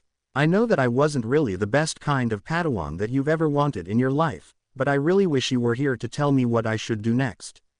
Izuku said, sniffling. I hope that your life being one with the Force is better now rather than it is for me. Izuku said, looking down at the small town below the temple. He had been monitoring the movements of the Empire as he saw multiple starships entering and leaving the planet over the course of the last few days. Shaking his head, he walked down hiding his lightsaber on his hip as he went to go see how the civilians of the planet were doing. When he arrived, however, he did take notice about how a few civilians were being bullied by some of the Empire's soldiers. He felt himself prepared to enter the fray before he sighed and walked into the shadows of the town. The Jedi were being hunted down by the Empire. If they found him here, his hiding place would be ousted to the Emperor. Leaving the area, he gathered himself some food and other supplies. He needed to outlive the Empire, not fight them at this point in time. He could only hope and pray that he survives long enough for a resistance to be formed. Once a resistance is formed behind the scenes of the Empire, then he will join them as their first Jedi assistants. He took a deep breath when he felt a presence nearby, and turning around to look at whoever had come up to him, he saw a clone trooper staring at him. Sir, I believe that you need to tell us your name. We've never seen you living on this planet before, the clone trooper said, as Izuku's mind went into overdrive. Sorry sir, I live up near the Jedi temple up there. I have been homeless on this planet for a long time, and I turned the temple into a home for myself. Izuku said, as the clone stared at him. All right sir, just make sure that you're never seen in that temple by us. Otherwise, we'll need to take you out, for beliefs that you are a Jedi in hiding. The clone trooper said, as Izuku just nodded. Izuku walked away from the clone trooper as he felt them watch him leave, a fresh breath of air coming out his mouth as he felt relieved that he wasn't found out. A few months had passed since Izuku had begun running from the Empire. He was currently hiding on planet Collar. He was surprised himself since this was the place where his mentor was killed by the clones who were currently chasing him. He had been sleeping inside one of the rooms of the Jedi Temple when the clone troopers had checked the building. And they had found him with his lightsaber at the desk right next to the bed and had immediately chosen to attempt to arrest him first. But when he'd sensed their presence in his sleep, he instantly got up and pulled his lightsaber to his hands and sliced their heads from their bodies. Since then, he'd been running from planet to planet just to escape them. He also knew that a new person was coming after him. They were covered head to toe in black armor and wore a black cape. His presence reminded him of someone he'd known in the past, but the presence alone was simply masking that familiar one. He was currently hiding behind a building as he breathed heavily as the masked individual walked by his location. He'd kept up his training with lightsaber combat, but aside from that, he focused most of his time on learning how to utilize the Force much better than before. If he had to give it something about his strength compared to his mentor, he'd definitely say that he was closing in on his mentor's power in the Force. Moving out from his hiding place, he traversed through the dark alleyways of the city he was within as he made his way to the ports. He couldn't believe that the bounty hunters had betrayed him back at their guild. He had asked if he could join their forces in order to stay under the radar of the Empire, but they had sold him out to the Empire. And now one of their most powerful warriors were after him. He knew that their presence wasn't similar to the one he mentioned earlier. But their power was far away from the masked individual's power within the Force. Izuku rushed out into the open, as he made his way to a random warehouse within the port district of the planet. Entering the small warehouse, he ran up to his little starfighter as he placed a hand on it. He had only come to this planet to repair his starfighter, considering the last time the Empire had found him on his own, they had destroyed a part of his starfighter's engine. Using the Force to pull the engine out and repair it, he could sense someone closing in on the warehouse he was hiding within. Hurrying as fast as he could with his focus becoming more harried by the presence closing in on his position. He finally got it done and pushed it softly back into place and twisted the bolts holding the engine in place.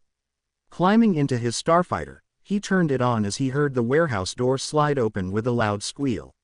Looking through his visor of the starship, he let out a small breath of fear as the man who arrived was who he had seen following his trail. He could hear the rhythmic breathing of the man as Izuku could hear the mechanical apparatus clicking on the person's chest. A red lightsaber was ignited as it was pointed at the starfighter as the person spoke to him, and Izuku knew immediately that this person was a Sith. "Stop. You will not escape me again, Jedi," the hollowed voice of the person under the suit demanded. "As if I'd let you kill me, Inquisitor," Izuku called out from his starfighter as he flew off into the atmosphere of Kalar. Calling in reinforcements. "The Jedi is escaping from planet Kalar's atmosphere," the Inquisitor said, as Izuku flew through the atmosphere and entered space. Using the hyperdrive that he'd added to his starfighter, Izuku watched as multiple Star Destroyer ships had exited hyperspace just as he was entering it. Once his little ship had left the area, he let out a sigh of relief as he felt the ship for anything that the Inquisitors could use to track him. And he immediately noticed the small tracker on his ship's tail before using the Force to tear it away from the ship itself. As it exited hyperspace at a random point, Izuku continued over to the outer rim of the known galaxy. He let out a breath of fresh air before a corvette had appeared once he exited hyperspace. He turned his ship to the left, allowing the corvette ship to float past him. He didn't get very far, however, as the tractor beams of the ship pulled his starfighter to them. They kept telling him to turn off his ship as he panicked. He thought that it was the Empire using the corvette ship in order to catch him unawares. And as soon as he used the Force to try and pull himself away, his ship had already made it into the corvette's docking bay. Looking at those inside the docking bay itself, Izuku glared at them as he jumped from his ship and landed in front of them. "Hey, are you Alri? Holy shit," the first person asked, before Izuku thrusted his lightsaber at them in fear. "Stay away from me. I know you work for the Empire. I will not allow you to take me in," Izuku said, fearfully, his eyes manic. "Hey, we're not working for the Empire. Just calm down," the person said, as Izuku swung his blade around as he felt a blaster bolt in the air. The blaster bolt had been deflected into another person as they fell to the ground unconscious as the others moved to them. Izuku looked behind himself and found multiple people wearing different uniforms compared to the Empire surrounding him. They placed blasters around him as they pointed their weapons at him, and as he entered a combat-ready stance, the person in charge of them all had entered the room. "All right, what in the hell is going on?" a man called out, entering the room. "Sir," this person had jumped out of his ship making accusations about us being a part of the Empire. And he deflected a blaster bolt on stun rounds back at Charlie. One of the people said, "Of all the things you could have done for him, put your guns down. He's supposed to be our ally," the man said, as his voice deep and scratchy. The man stood in front of Izuku as he was much taller than him. Standing at 1.8 meters in height, he had orange, brown skin with small spots on it as his two eyes were hanging more on the sides of his head. He had many wrinkles on his chin and lower neck as he glared at his men before bowing to Izuku in shame. "I apologize for their actions against you, Master Jedi. But please forgive their actions. They don't know what it was like for you to have a blaster pointed at you," the man said, as Izuku noticed his particular accent as well as skin color from his past. "Why, you're a Mon Calamari, aren't you?" Izuku asked, pointing his blade at the man. "Yes, but you can call me General Akbar. I am one of the many leaders of the resistance that was formed in the early months of the Empire's reign," the man, General Akbar, said, smiling. "General Akbar, can you tell me what the ideals of our resistance is?" Izuku asked, as the man happily replied. "We strive for freedom and justice for all. We wish to restore the Republic to what it was before it was destroyed by Emperor Palpatine," Akbar said, as Izuku let out a sigh of relief. "Why, you're all the people I've been hearing about the last 2 months. I never thought that I'd meet someone from the R resistance this early," Izuku said, igniting his lightsaber. "That is correct, we've been calling for reinforcements and allies. But nobody has been taking a bite of our information. We certainly hope that you could join us, Master Jedi," the man said, as Izuku thought about it. I don't need to do much until the resistance is completely formed, right? I don't want the Empire to find me," Izuku said, as the Mon Calamari nodded. "We will keep you hidden on our secret base on Alderaan. We certainly hope that you can assist us at some point in the future when the heat on your life calms down," General Akbar stated as he left the room. Looking at the people who were in the room staring at him in both awe as well as worry, Izuku decided to bow to them all. They were confused about why he was bowing to them all before he spoke to them in a tone of embarrassment and slight worry. I'm sorry for my actions against you all. I didn't have the best life before meeting why you all here. My name is Midoriya Izuku, and surprisingly I was born on Alderaan. But my rank in the Jedi Order was Knight. Izuku said, with a bow. A Jedi Knight, wow, you must be really powerful then if you made it to the rank of Knight. One of the people on the ship said, as they took off towards Alderaan. I'm pretty strong, but I'd rather focus my power on the inner machinations of the Force. Izuku said, as they all happily smiled at him. We have a Jedi on our side. Maybe building this resistance group will be easier than we thought. All we need to do now is inform our contact within the Empire that we found a Jedi. One of the people said, as Izuku looked concerned. This contact, what is his end name? Izuku asked, as the two looked at him. Well, I'm sure you've known him for a long time before all of this. His name is Bail Morgana, the current leader of the planet Alderaan. They both said, shocking Izuku. Izuku stood off alone in a separate room within the ship that General Akbar had been in control of. He was told that the trip to planet Alderaan would take some time to finish since they had to act as if they were a normal shipping vessel. So as he sat in the room he was given, he thought about everything that happened today that got him to meet someone from the resistance that was beginning to form. He had no clue about the whereabouts of Grandmaster Yoda, nor any other masters of the Order itself. From what he knew, they were either all killed, or they were being currently hunted down by the Empire itself. Something he couldn't stand for, however, was how the Empire itself was a shell of the Republic's former self. It completely moved away from protecting the people within the entire galaxy and went into making the people from the Outer Rim their slaves. Having the people there work on massive projects without much food or water as compensation for working such horrible jobs. The simple fact that Organa hadn't done anything to stop this from happening was very concerning. But Izuku was sure that the man had his reasons for not helping the little man of the known galaxy as a whole. About 3 hours of intergalactic flight later, the ship had finally arrived on planet Alderaan. Climbing down the ship, Izuku made his way towards where he felt Organa's presence within his castle. He was walking up the steps to the castle, when the guards of the building rushed out and protected the front gate. You, state your business and we might let you live, one of the lead guards said, pointing a staff at Izuku. I've come here to see Bail Organa, I have business with him. It pertains to the growing rebellion he is starting. Izuku said, staring at the guards. Are you with the Empire?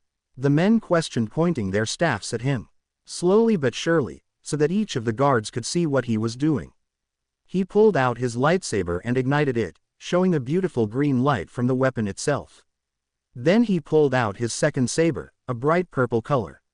The guards let out sighs of relief as they allowed him inside the castle, although they informed him about how the Organa family were going to have a meeting with Emperor Palpatine soon. Izuku gave them a nod as he made his way towards Bail's presence within the building, and within minutes, he found his way to the room the man was held inside of. He rose his hand to knock on the door before hesitating for all but a moment. Sitting inside the room, Bail Organa was currently writing a new law to coincide with the Empire. Palpatine had informed him that the planets under the Empire's control would have to heavily tax the people in order to support their Imperial Navy. And Organa was not informed about the special guest that was sitting outside his door, so when the door was knocked on, he immediately hid any and all traces of rebellion information under the fake drawer. Moving over to the bedroom's door, he placed a palm on the knob before taking in a deep breath and opening the door.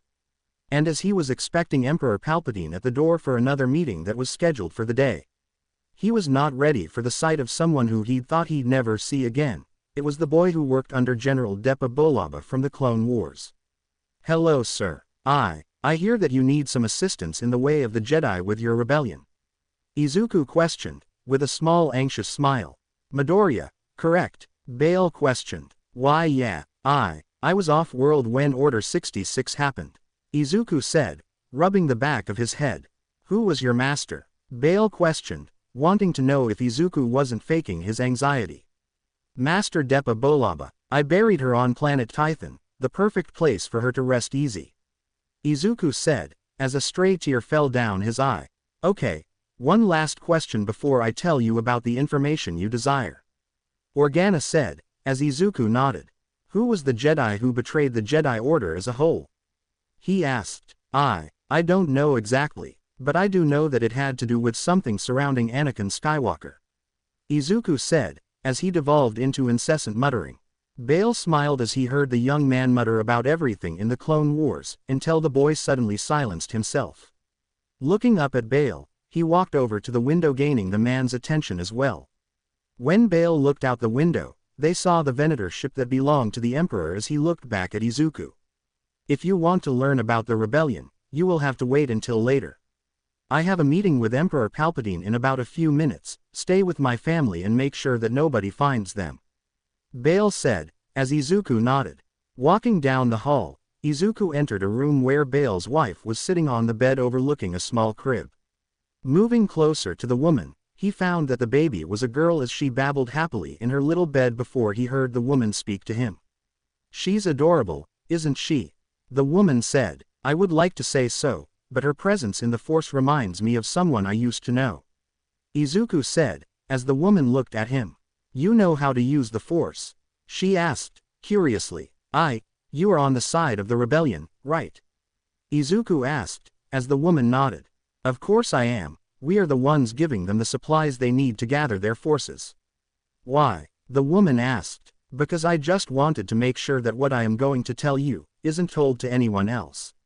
Izuku said, as the woman sat down on the bed nearby. What took place in the bedroom? Was Izuku informing Bale's wife about everything that happened whilst he was in the Republic's army? Not to mention how he was betrayed by the clones, through an order that he was not privy to. Even his mentor wasn't privy to the order. So, when he finished his story of how he had to bury his mentor, mother figure to him on a distant planet, Mrs. Organa had pulled the young man into a hug as Izuku felt tears falling from his eyes once again. Even after he promised himself to stop crying back on Tython, he just couldn't stop thinking about his mentor's death on planet Caller. You mustn't forget the fact that the clones were your allies. I heard they staged a rebellion of their own, when they were discharged from their positions in the army. Mrs. Organa said, I know that I can't forget they were once my allies. It will just take some time to forgive them for their actions against my mentor. Master Bolava was my mother in all but blood. My real mother died on this planet. She was assassinated by a Sith acolyte, Izuku said, as he rubbed his eyes. That's so horrible. What happened? She asked. I don't know exactly. All I know was that my real mother used to be an apprentice to a Sith Lord named Plagueis. Anything else I've found had been forgotten to time, or was deliberately erased. All I do know now is that I need to make sure that the Jedi who fell during Order 66 were not in vain. I've been training myself in the time of turmoil, but I'm not sure if I can defeat the Emperor. Izuku said, as Mrs. Organa smiled. Don't worry about that. You should worry about your own life before you make those kinds of decisions. Mrs. Organa said, as Izuku stood up. He walked over to the door as he looked both directions before nodding to himself. Moving back inside the room, he looked out the window as he saw the Venator ship of Palpatine disappearing into the sky of Alderaan. Releasing a sigh of relief, Izuku felt rather than heard the movement of Bale coming towards this room. Sitting down on a seat nearby, Izuku waited for the man to arrive, and when he did, he thrusted the doors open as he sat down in front of the two of them. Is there something wrong, Bale? Izuku asked, as Bale let out a quiet groan of annoyance. Yes, but I need you to do something for me first, Midoriya. I need you to head to Dagobah, Bale said, causing Izuku to tilt his head. Why should I head out there? Izuku questioned. Because I'm sure that you want to know about a certain master is currently living there, Bale said, as Izuku stood up.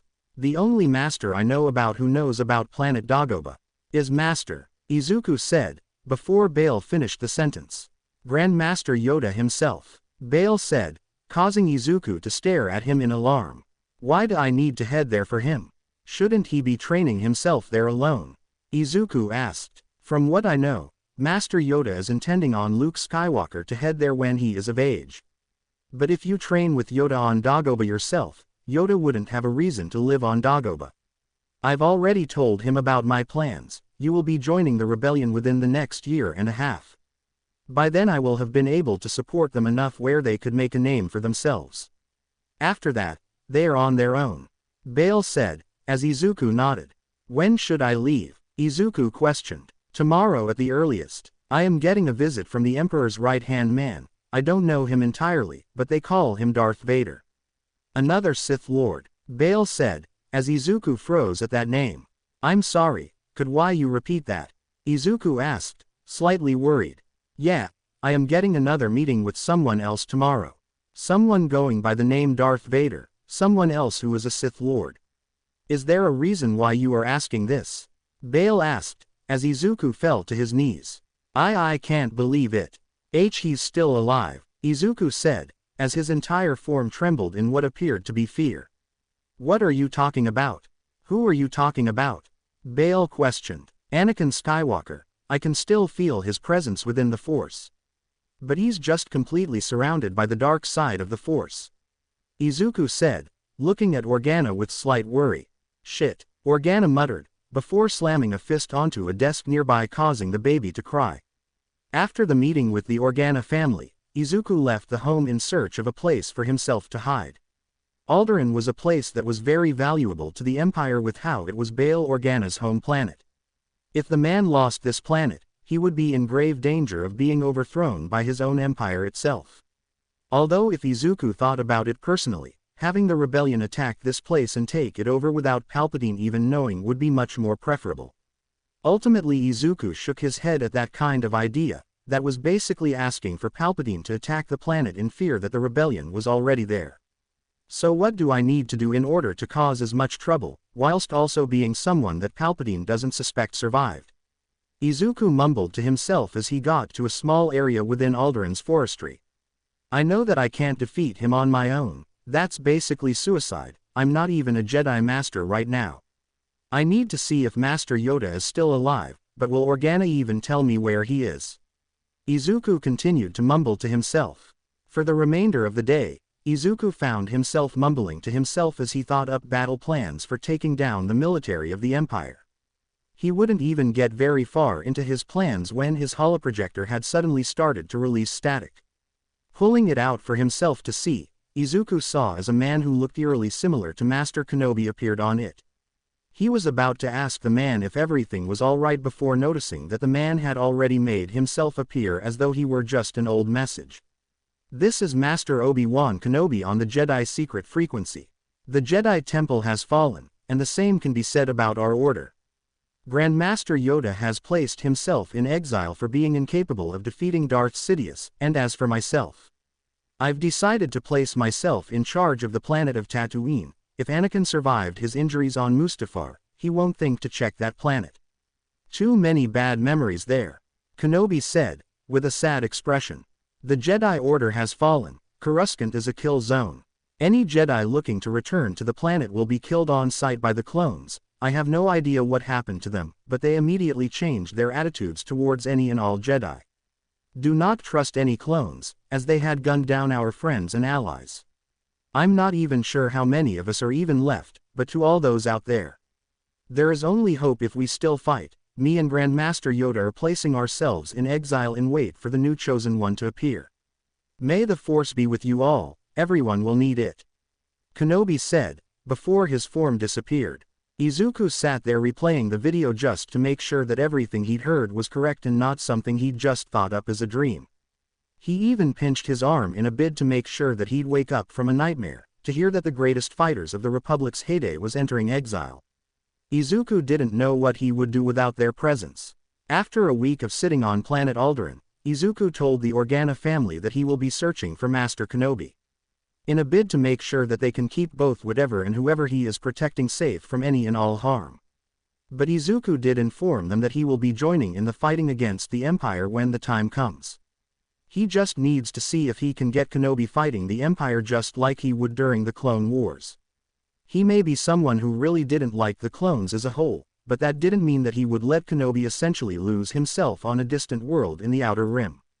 As Izuku climbed onto a ship with the coordinates of Tatooine all set up and prepared, he looked back at the family of the Organas.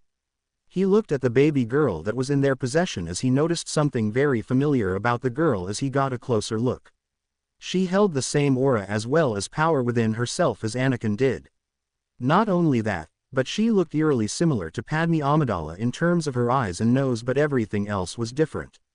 He really hoped that she wasn't Anakin's child, because if they were keeping Anakin's children from him, he really didn't know what to think. On one side of his brain, he was thinking of telling them to make sure that Anakin knows that he's got a child who survived. But on the other, it was keeping him from forcing that child onto the path of the Sith. Shaking his head, he took off into the night sky. New goalpost in sight for himself as his ship took off into the outer depths of space itself. He held a small smile on his face as he pulled up his lightsabers before he placed them in a small compartment within his ship itself.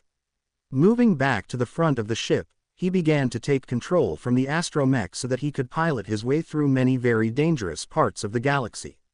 "Alright R5, let's get going. Next stop, Tatooine," Izuku said, as the ship immediately charged up to go through hyperspace. "Beep, beep beep beep da beep," R5 retorted as Izuku chuckled.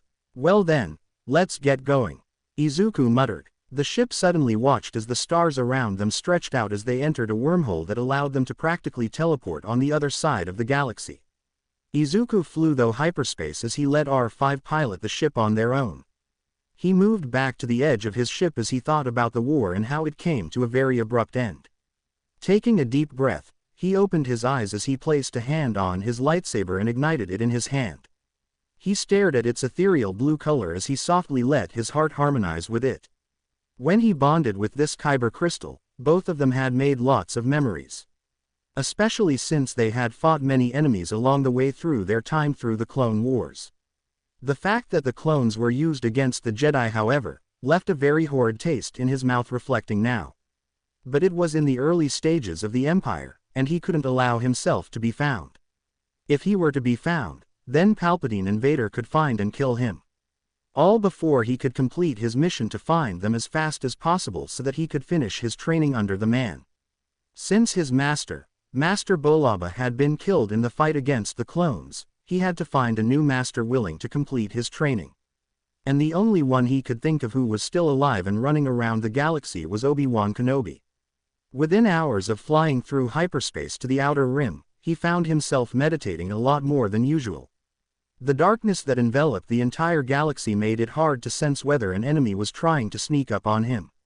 So as he calmed his mind, he allowed it to connect with those across the galaxy and sense if there was any survivors of the Jedi Order. He could feel the presences of Yoda and Obi-Wan, but there was multiple other masters who'd survived the Jedi Purge. Letting out a breath of fresh air, he knew what his next mission was now that he was going to find a master. He was going to revive the Jedi Order, but make sure that it wasn't going to be taken down again by Palpatine nor Vader. He will make sure that it's very well hidden from any and all enemies that he makes. Only question is there anyone who'd be willing to listen to me? Izuku mumbled, before he heard the beeping of R5.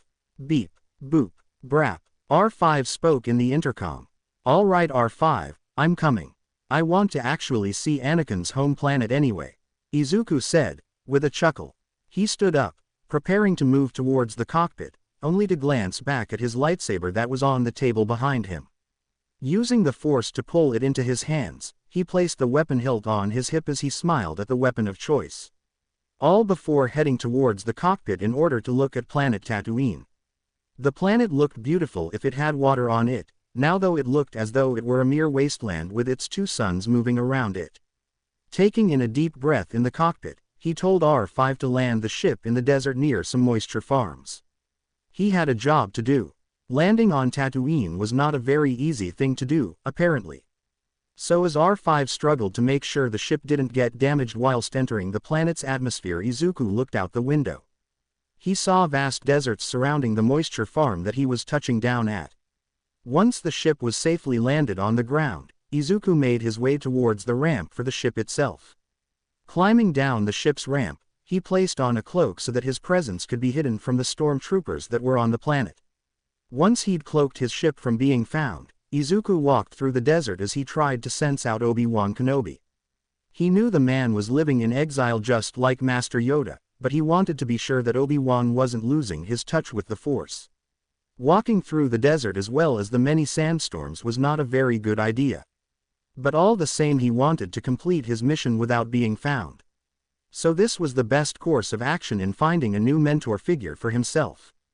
And as he arrived at a small encampment, he looked surprised since it appeared to have been relatively new. Placing a palm on the ground, Izuku sensed through the Force about where his ally could be. That's far enough. I should know that you coming here was a bad idea. But you did it anyway, so why come to this planet? Obi-Wan's voice rang out. Master Kenobi, it's been so long. Izuku's own voice rang out, causing the elder Jedi to look at him in confusion. Are you a Padawan? Obi-Wan asked, confused. Sorry, you haven't seen me since the Clone Wars. I should have stated my name first. My name is Izuku Midoriya. I was Master Bolaba's Padawan. Izuku said, taking off his hood. Why have you come here, Izuku?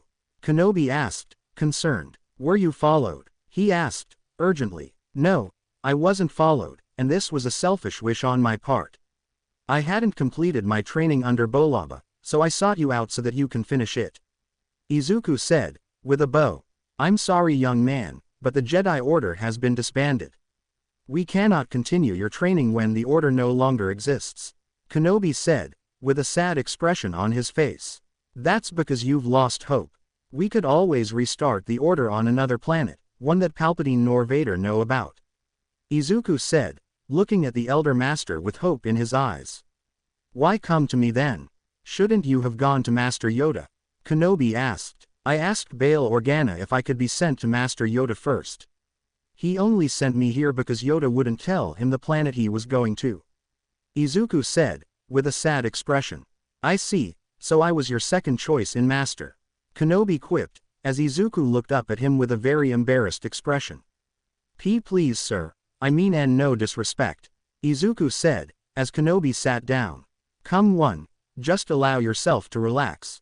Palpatine nor Vader know that I'm on Tatooine. I'm surprised you had even lasted as long as you did. Kenobi said, with a small smile. Master Bolaba held off the clones so that I could hide away. She was gunned down without any chance of knowing why, and I think something went wrong with them. They had just stopped listening to orders, as though they had been turned into robots. Izuku said, as Kenobi nodded. Because that was Darth Sidious's plan from the beginning. He had no qualms with killing as many Jedi as possible, but he did it indirectly through a force we had no idea was created. Kenobi stated with a small smile on his face. To be fair, nobody even knew about the fall of the Jedi Order was closer than we imagined. Izuku said, as Kenobi nodded. That much is true, so how long have you been on the run? Kenobi asked curiously. I've been on the run ever since Bolaba died.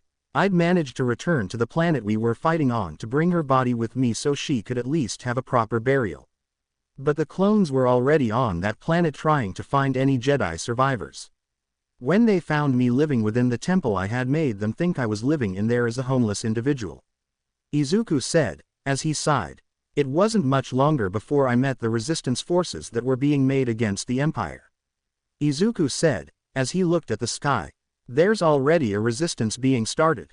Kenobi asked, curious. Yeah, Organa had started a rebellion movement in the underground. Those who wish to fight for their rights are being given the chance to do that and fight against the Empire. Izuku said, with a small smile. I joined up with them so that I could assist with their plans. Izuku stated as Kenobi nodded. A Jedi being around in a fight is a good thing, but with Lord Vader, it could also mean a bad thing. Kenobi warned. Don't worry, Master Kenobi, I plan on running each time I encounter Lord Vader. But I can't bring myself to end his life. Izuku said, as he rubbed his eyes. I feel as though I know him, albeit through the Force. Izuku stated as he looked up at his elder. Well, that's because you already do know him. It's Anakin Skywalker, a Jedi turned Sith. Obi-Wan informed. Dang, we're really fighting an uphill battle in the rebellion. Izuku muttered, as Kenobi placed a palm on his shoulder. But that won't extinguish my fight against the Empire itself. Izuku said, staring into Kenobi's eyes. Well then, far be it from me to stop your training here. Come, follow me. Your training to become a Master Jedi will begin tomorrow. Obi-Wan said, leading Izuku into a nearby cave. Also, whenever we enter the town, just call me Ben. Kenobi said, as Izuku nodded. Izuku sat in the middle of Ben's cave. He had been told to meditate as soon as he woke up the next morning, and he listened to the Master Jedi. Ben informed him that if he were to become a master of the former Jedi Order, then he'd need to learn how to not be aggressive. To be one with the Force and not allow himself to fall into ruin just because of a choice. He couldn't allow his emotions to get the better of himself and let them flow through himself without any kind of temptations to the dark side. Taking a deep breath, the young Jedi Padawan had let the Force flow through him and around the surrounding area. He felt all those who were alive due to the Force itself and allowed it to merge with his very being. Good, very good. You've been mastering the Force ever since you were on your own, correct? Ben asked, as he sat down in front of Izuku. Ever since my mentor was killed by the clones, I've mastered the ability to hide my usage of the Force and can perfectly cloak myself. Izuku replied as he continued to meditate. I see. What have you done in terms of your fighting prowess? Ben asked, softly. I was hoping you could teach me everything you know in that department. So that when I join up with the rebellion, I could actually stand a chance against the Empire. Izuku replied, as he opened his eyes staring at Ben. Well, my mission right now is to protect the next hope for the galaxy. Ben said, looking at the nearby moisture farm. It's the boy who lives there, isn't it? Izuku asked, looking at the same place. You're right, the son of Anakin Skywalker. His power within the Force is great, and I only wish that he doesn't try and go after the Empire. But if he wishes to fight, then I will do what I must in order to protect the child. Ben said, as Izuku nodded. The two remained quiet for a little while more, allowing the silence to slowly ebb the Force into flow around them through a small gust of wind.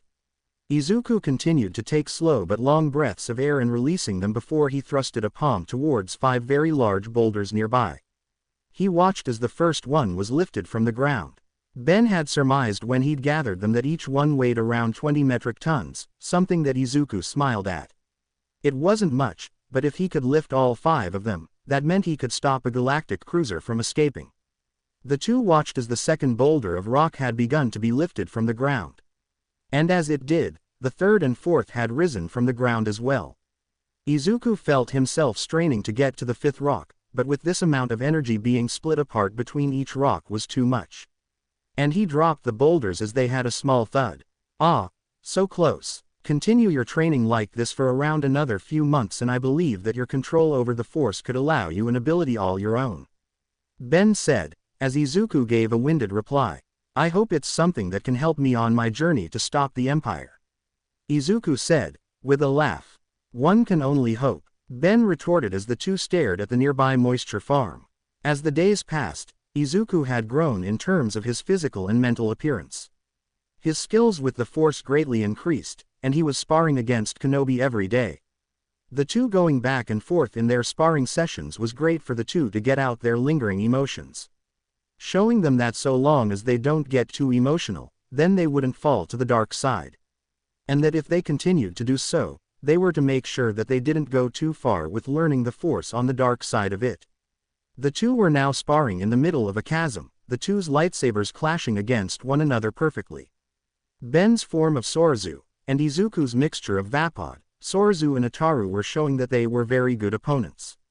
Although Izuku didn't have the experience that Kenobi had mainly because of the fact that he trained himself every day and fought more battles than Izuku himself had.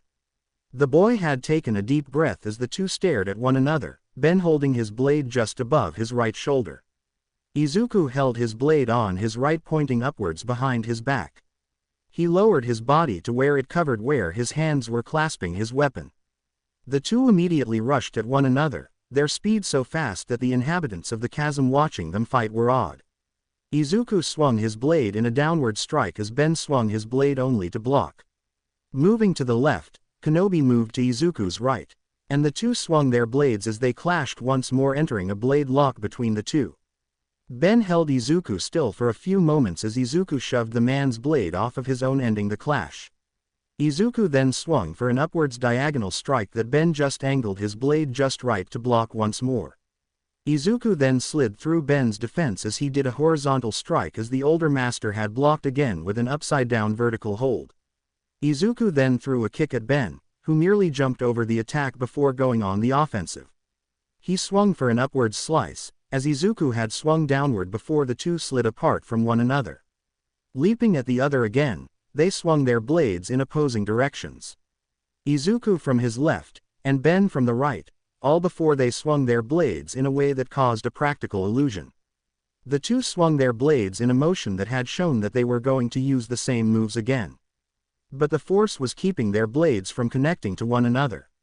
Izuku swung for a horizontal diagonal strike as Ben had leapt over Izuku and swung his blade downward arc. Izuku immediately ducked under the attack as he bent his back enough that the hairs on the back of his neck touched the ground. Sliding around and holding his blade in front of himself, Izuku panted as Ben stood upright with a smile on his face. The hairs on his head were clearly showing signs of disarray. But at the same time, some of them were turning gray from age. He stopped the fight as he walked over to Izuku, who'd ignited his blade as well before the two sat down on some nearby rocks. "You've gotten better with your fighting skills," Ben said, as Izuku smiled sheepishly. I wouldn't say that. I was just following the teachings of my mentor." Izuku replied. "What did your master teach you in terms of lightsaber combat?" Ben questioned. "Master Bolaba. She taught me 3 styles of lightsaber combat. She taught me Vapod, the form that Jedi Master Windu used, before he died. She taught me some of Sorzu so that I can have good defense, and finally Ataru so that I can have some kind of offensive acrobatics." Izuku said, as Ben nodded. "You've definitely grown from the young boy Anakin helped off of planet Alderaan," Ben said, as Izuku sheepishly rubbed the back of his head. "It doesn't feel like that though. I know that it takes years of experience and power to make sure that I can defeat the Empire, but I just want to bring an end to all this chaos. The Emperor is evil, and all he's doing is causing chaos around the galaxy," Izuku said, clenching his fists. "Revenge is not the Jedi way," Obi-Wan said, looking at Izuku. "I know, and it's hard to not try and avenge the Jedi Order. But at the same time, it hurts so much that I had to lose my master, the clones. They just turned on us, as though they'd become the droids," Izuku said, as he stared at the ground. "That's because they essentially were. The Emperor used the clones in order to wipe out our order. He played us for fools," Ben said, looking up in the sky. "It just hurts that we couldn't prevent the Order's demise. But after I become a Jedi Master in skill and prowess with the Force, I will open up another Jedi Order. One that will surpass the previous one," Izuku said, with a determined expression on his face. "I look forward to that," Ben said, before standing up. "We'd best get a move on. We still need you to learn how to utilize the Force in your own way," Ben said, before the two headed out. The two focused their time on making sure that Izuku became one with the Force over the next month of training. And unknowingly through training Izuku, Ben had been able to retain his skills with lightsaber combat as well as his skills with the Force. The young Padawan's presence on the planet allowed his master mindset to return in full force, reminding him to never give up. Even if he wasn't supposed to return to the galaxy as a whole, his time as someone from the old order was coming to an end. And he saw it as his mission to make sure that the next generation of Jedi learn from the mistakes of the past. And the slowly aging Jedi Master found himself coming to terms with his job as Anakin's son's protector. And as soon as he came to this realization, he found that he could have Izuku become the boy's new master when the time came. Ben let out a small smile at what he foresaw and chuckled slightly as he watched Izuku meditate from afar the next day. His control over the Force grows daily with constant use. It does the same for myself as well. Maybe I shouldn't stop using the Force, and become one with the Force as well, Ben thought to himself as he joined Izuku in the boy's meditation. As the year continued onward, Izuku kept hearing things from Bail Organa as the man kept the two Jedi informed about the rebellion. And to hear that they were still attacking the Empire without his presence, knowing that he was training to become strong enough to fight Lord Vader, was definitely a powerful goal to protect. Through Ben's training, Izuku had managed to reach the level of most Jedi Knights in both Force usage as well as lightsaber combat. And Ben had stood before him as Izuku sat outside of the cave staring at the moisture farm nearby. "I have taught you everything I know," It's time for you to begin your life as a rebel Jedi Knight. Ben said, with a palm on Izuku's shoulder. Are you sure that you won't come with me and help fight the Empire? Izuku asked, as Ben shook his head. I cannot. I have a goal to strive for. Whilst you fight the Empire and gain fighting experience, I will stay here and look over the Chosen One's child. It will be up to me in order to train them in the ways of the Force before I send them to you. Your place in this galaxy is to help the Chosen One's child become strong enough to fight the Empire as well. Ben said, looking at Izuku. Well, might as well continue your teachings whilst I'm fighting the Empire. I'm off to planet Alderaan to meet up with the rebels, so that I can assist them in their fight against the Empire. Izuku said, with a smile. May the Force be with you. Ben said, as Izuku smiled at him. May the Force be with you and the boy. I can't wait to begin his training. Izuku said, with a bow. As the young man took a nearby speeder and drove off into the sunset, Ben watched with nothing more than a smile on his face. For the first time in his many years of life in the galaxy, a bright light is showing itself to the galaxy since Anakin first arrived at the temple on Coruscant. Looking to his right, he found a Force ghost standing nearby. It was his very own master as the man nodded at him with a very grateful expression on his face.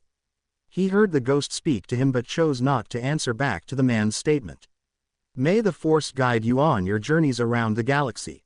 Midoriya Izuku, Ben thought as he watched the ship the boy landed on the planet and fly out of orbit. R5 flew the ship through the atmosphere of Tatooine as they left the planet. The little droid was flying the ship over to where the rebel base on Alderaan was located as Izuku sat in the back meditating. After his training with Ben, he had fully realized what his true power could be when wielded correctly in the Force.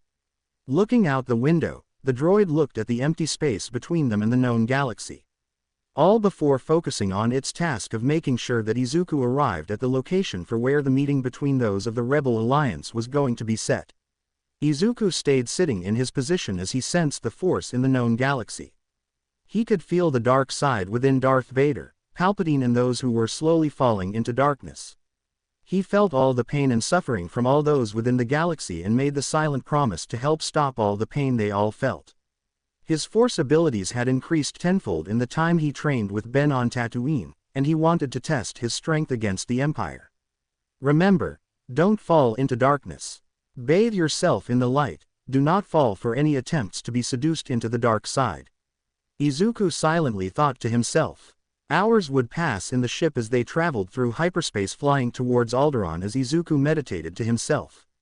He let the Force travel through his body as the ship slowly landed in the planet's docking bay where the Rebel Alliance had been preparing to head out on a mission against the Empire. As R5 had landed the ship in the docking bay, Izuku felt through the Force that something big was happening.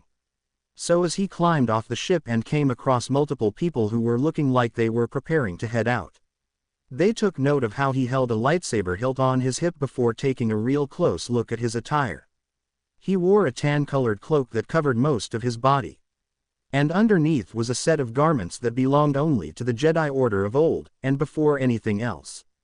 His Jedi clothing was dark green in color, the same color as how his hair was as it stuck out at odd angles.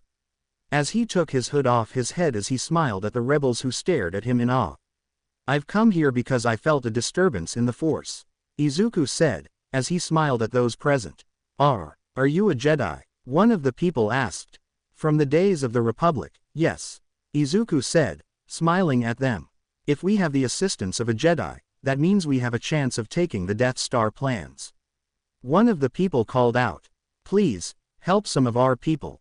They're going into a death zone on Scarif. The Death Star plans are there, and they are going to run into a major fight. A female fighter said, holding his arm.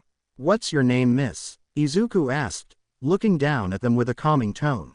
My name is Lisa. Please, my best friend is heading towards Scarif. The woman, Lisa said urgently. I will do what I must in order to keep them all safe. Izuku said, as the woman sighed happily.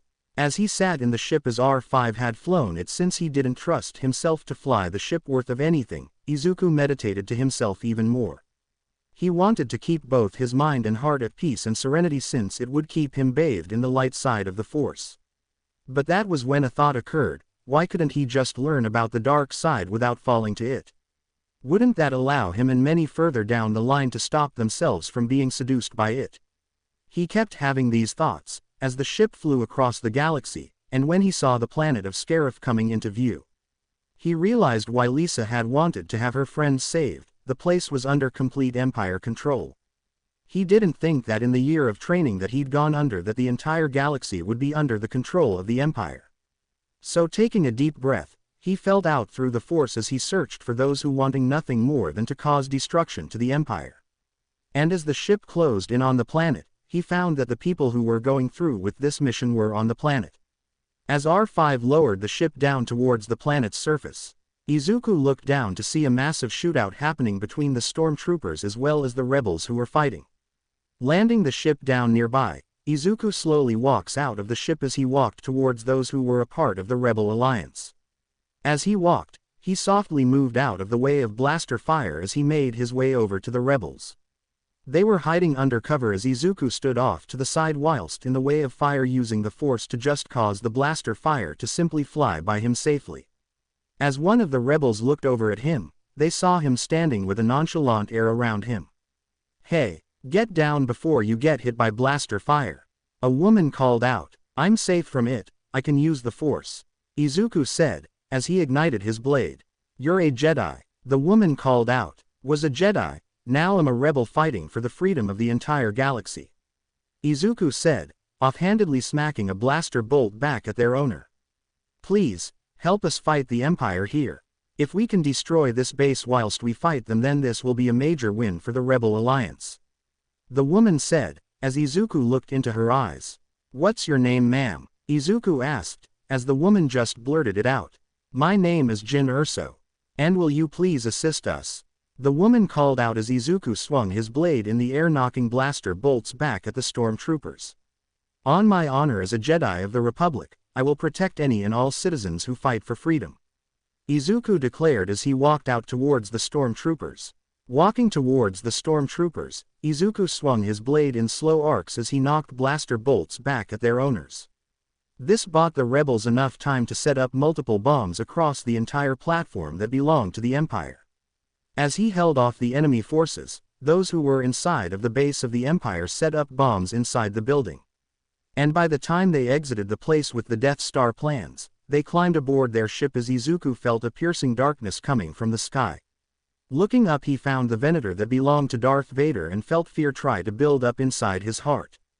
And as he calmed his heart and mind as he focused on protecting the rebels. It wasn't until he was about to leave the area when he heard the ignition of a lightsaber behind him that he immediately turned around and blocked a hit. Darth Vader had shown himself to Izuku as his black bodysuit stood out in the colorful world they stood on. With this, the battle begins between the two as Vader showed his mastery over the dark side of the Force. "You are quite powerful for someone who used to be a Jedi," Darth's voice wheezed out through his apparatus. "I will always be a Jedi.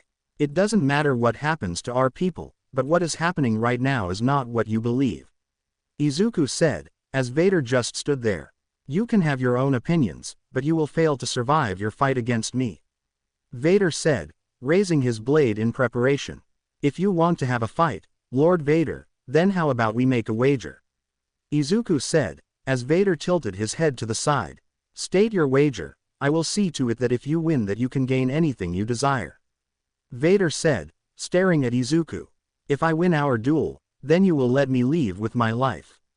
Until you hunt me down again, but if I lose here, you may do whatever you wish to me," Izuku said, looking as though he was one with the Force. "What prevents me from using my forces to end your life whilst we are fighting?" Vader questioned. "I trust that you can keep your word," Izuku said, as Vader just stood there breathing softly. "Then I will see to it that you will escape, but if we shall meet again, I will have grown far more powerful, enough to put you in the ground. That is if you win," Vader said, as his cape billowed in the now passing wind. The two stood across from one another, Vader's cape billowing in the wind as Izuku let his cloak's hood fall off his head and it billowed. Vader's body language appeared to have recognized him for a second before schooling his body language. Then without any warning, Vader went with an overhead strike that was extremely powerful that Izuku swung his blade in an upwards arc to block. As the two continued with their winding arcs, swinging their blades around in order to test out the strength of the other. They had used the Force in order to try and overpower the other in their usage of it, as Vader had used the Force in order to launch Izuku through the air. Izuku then used the Force to uproot some nearby trees that were thousands of years and chucked them at Vader. The Dark Lord of the Sith had swung his blade in a horizontal arc as Izuku then entered a blade lock with the man. He held the blades there before he seemingly moved backwards and removed his blade from Izuku's.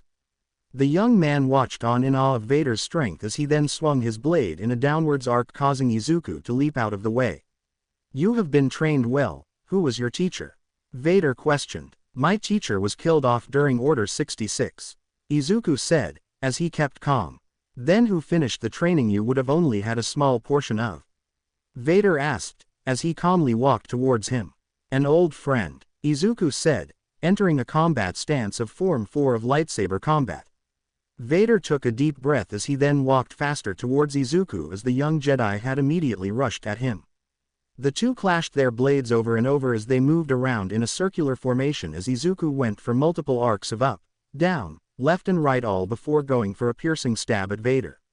Vader blocked each of these except for the piercing stab. The blue blade had then barely sliced against the breathing apparatus as Vader let out a howl of pain before stumbling backwards. Sparks flew off his chest as Izuku stared at Vader in confusion before realizing that the man was heavily injured.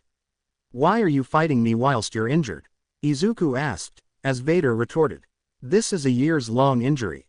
Something that you don't and will never understand," Vader said, coughing slightly.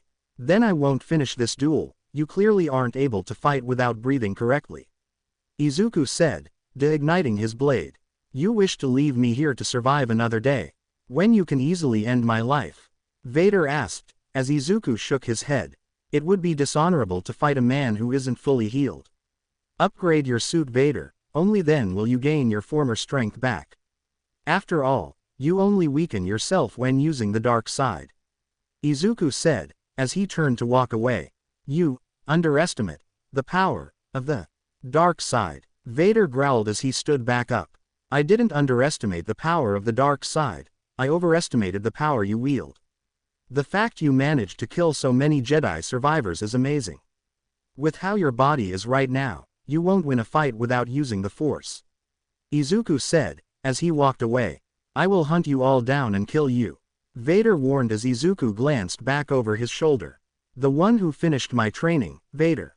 As Obi-Wan Kenobi," Izuku informed before climbing aboard his ship. "Obi-Wan is alive?" Vader questioned, as Izuku nodded. "He is training someone who will become the savior of the Jedi Order. And I will be the one to finish his training," Izuku replied as he flew off the planet's surface. "When I find Obi-Wan, I will kill him," Vader growled as Izuku watched the man growl on the ground. What a poor soul, once a powerful Jedi, now a fallen Dark Lord of the Sith. It's only a matter of time before he meets his own fate at the hands of the Force, Izuku thought as he watched the building. As the ship left the planet's atmosphere, he watched as large explosions happened all across the base. All before a giant explosion takes place where the main building releases an explosion so large that it was as large as a miniature nuclear bomb. Izuku felt as though that this blast would finish off Vader completely since he was close by the explosion. But as he sensed for Vader's presence in the galaxy, he still found the man's Force power still moving and acting. He then sat down as he finally let all the fear and trepidation get to him as he started to hyperventilate. I really just fought a Dark Lord of the Sith. And I survived. And nobody will believe me if I say this. Izuku hyperventilates as he leans against a wall. Izuku meditated on a random planet. He was feeling the presences in the Force that were slowly revealing themselves to the Empire. Izuku had placed himself on a random planet due to his saving of Rouge One crew from Darth Vader on planet Scarif. The crew had thanked him many times over when he arrived at Alderaan. With the Death Star plans in their possession, that meant that they could finally bring an end to the Empire. They had ruled the galaxy whilst using the Death Star as a weapon of mass destruction. So now that they had those plans, they just needed to wait until they found someone who could guide the torpedo into the Death Star's core. That brings us to the planet that Izuku had been meditating on as he sat amongst a forest of animals. Each one ran around him with a happy expression as he bathed himself in the light side of the Force. Opening his eyes, he looked off into the distance. Standing over the forest was a giant pyramid-like building as it showcased all the power of the light. A beam of white energy blasting off into the sky as it was a beacon for those who preferred to bathe themselves in the light. Taking a deep breath, Izuku stood upright as he began walking towards the pyramid. His face had gained some facial hair that allowed him to show that years have passed since Scarif. About 5 to be sure, and entering the pyramid, Izuku made his way towards one of the rooms. Entering through one of the doorways, Izuku entered the room to find a group of children who were learning the ways of the Force. Smiling at each and every student that he had been training, he spoke up in a tone demanding attention. "Hello everyone, and welcome back to another day of learning." Izuku spoke as the children smiled at him. "Hello Master Midoriya," they all called out. "Today, we will be learning both sides of the Force. At least from what I managed to learn from whatever Sith holocrons I'd scavenged," Izuku said, as he pulled out 2 small holocrons. "Sir, what is the red holocron?" a child asked. "That, Jessica, is a Sith holocron. The one on my left is the Jedi holocron," Izuku informed as the girl blushed a little. "But what does a Sith holocron do?" another child asked. "Well, a Sith holocron leads any who follow its directions to a planet where a Sith had once called its home. And that planet could be anywhere within the known or unknown galaxy as a whole," Izuku said, as he spoke in a kind tone. "Does it teach us about the ways of the dark side as well?" another child questioned. "Yes, but there is one thing we must all do whenever we study both holocrons," Izuku said, before taking a deep breath. "We must never lose sight of what we are hoping to achieve. As a Jedi we search to create a balance between both sides of the Force." Izuku spoke as he placed both down. "Didn't you fight against the Empire?" Jessica asked, curiously. "Of course. I had been the one to save a group of rebel soldiers from Darth Vader himself." Izuku spoke as Jessica stared at him in awe. "Will we become that strong one day?" Jessica asked in place of another. "Eventually. But that is for later on in your lives. You must always know that in life, the Force is always teaching us new things. And in order to become one with the Force, we must accept both sides of the Force to create a middle ground," Izuku said, as he glanced around the room with a smile. "Now then, who wishes to use the Force in order to master it?" Izuku asked, as the children cheered. Days have passed since Izuku had gathered each and every child available for training. His goal of revitalizing the Jedi Order was slowly becoming a reality. The planet he had made his home was surprisingly Ahch-To, a planet that the Empire had checked in the past. But they had never found any Jedi on the planet, so they decided that no Jedi would be crazy enough to come here. Idiots, the lot of them, Izuku thought to himself when he had first arrived on the planet to restart the Jedi Order. Ever since he had first arrived on Ahch-To, he had set about setting up the pyramid structure as the Jedi Temple for his headquarters. He had found children bathed in the Force, and had told their parents that if they come with, he could make sure that they are protected from the Empire. The parents came with him to watch their children grow every day. And Izuku couldn't help but smile as he sent his students back to their parents to live within the forest. Taking a few steps outside of the Pyramid Temple, Izuku felt through the Force as he noticed the Death Star making its move. Calmly he walked over to a Jedi starship that he'd used to get here. Climbing inside of it, he prepared to take off when he felt someone tap on his ship's wing. "Something you need?" Izuku asked, in the calmest way possible. "Where are you going, Master Jedi?" a woman asked, concerned. "I've sensed the Death Star that the Empire controls making its move. It's heading to Alderaan, and I plan on heading there to help out the rebels defeat their enemy," Izuku said, as the woman nodded. "Please, be sure to protect yourself and those around you," the woman said, as Izuku nodded. "I will do my best in order to keep everyone safe," Izuku said, as the woman stepped away. Taking the ship and flying off into the atmosphere, the people on the ground waved at him as he flew away. He smiled at the children who he had taken under his wing and taught the ways of the Force, and immediately he took off into hyperspace. A few minutes of flying, he arrived just outside of the system where Alderaan was. He saw a gigantic space station that was in the shape of a planet itself. Moving forwards with purpose, He watched as Alderaan was destroyed by a massive green laser beam of energy. But in the background, multiple ships had appeared from hyperspace in front of the Death Star. Flying to meet up with the rebels, he had noticed that one of the pilots had a massive feeling of the Force within them. He flew his ship over near them as he decided that he'd protect the person from any and all threats. The battle over the remains of Alderaan was massive. The rebels had been fighting the Empire for a long time as the Empire shot out TIE fighters to take on the X-Wings. The large Corellian ships had come out to launch even more X-Wings to fight the Empire as they noticed Izuku's ship. Unknown to Corellian 1, "Can I have your number?" One of the Corellian ships questioned on his radio. Corellian 1, "This is Jedi Master Izuku Midoriya. I've come back to assist with the takedown of the Death Star." Izuku spoke as the person on the other side, from Izuku's thoughts, would be completely shocked. "You went dark after Scarif. We all thought you died." The Corellian ship called out. "My death was greatly exaggerated," Izuku quipped back before entering the dogfight.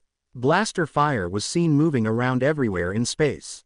Izuku flipped his ship all over the place as he dodged blaster fire and countered with his own blasters. Using R5 in autopilot, Izuku manipulated the Force in order to make sure that the ship he felt the Force within was protected.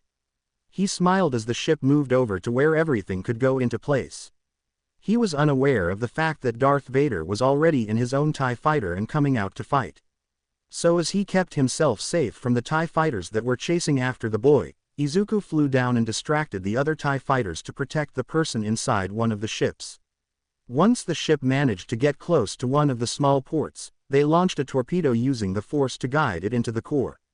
As the ships took off and away from the Death Star, the entire space station slowly began to erupt. Izuku flew nearby as he channeled the Force in order to place a barrier around the space station as a whole. As soon as it began to explode, Izuku pushed the Force to hold it within a small bubble. Each of the pieces of the station broke apart as it was completely dissolved inside the bubble that Izuku made.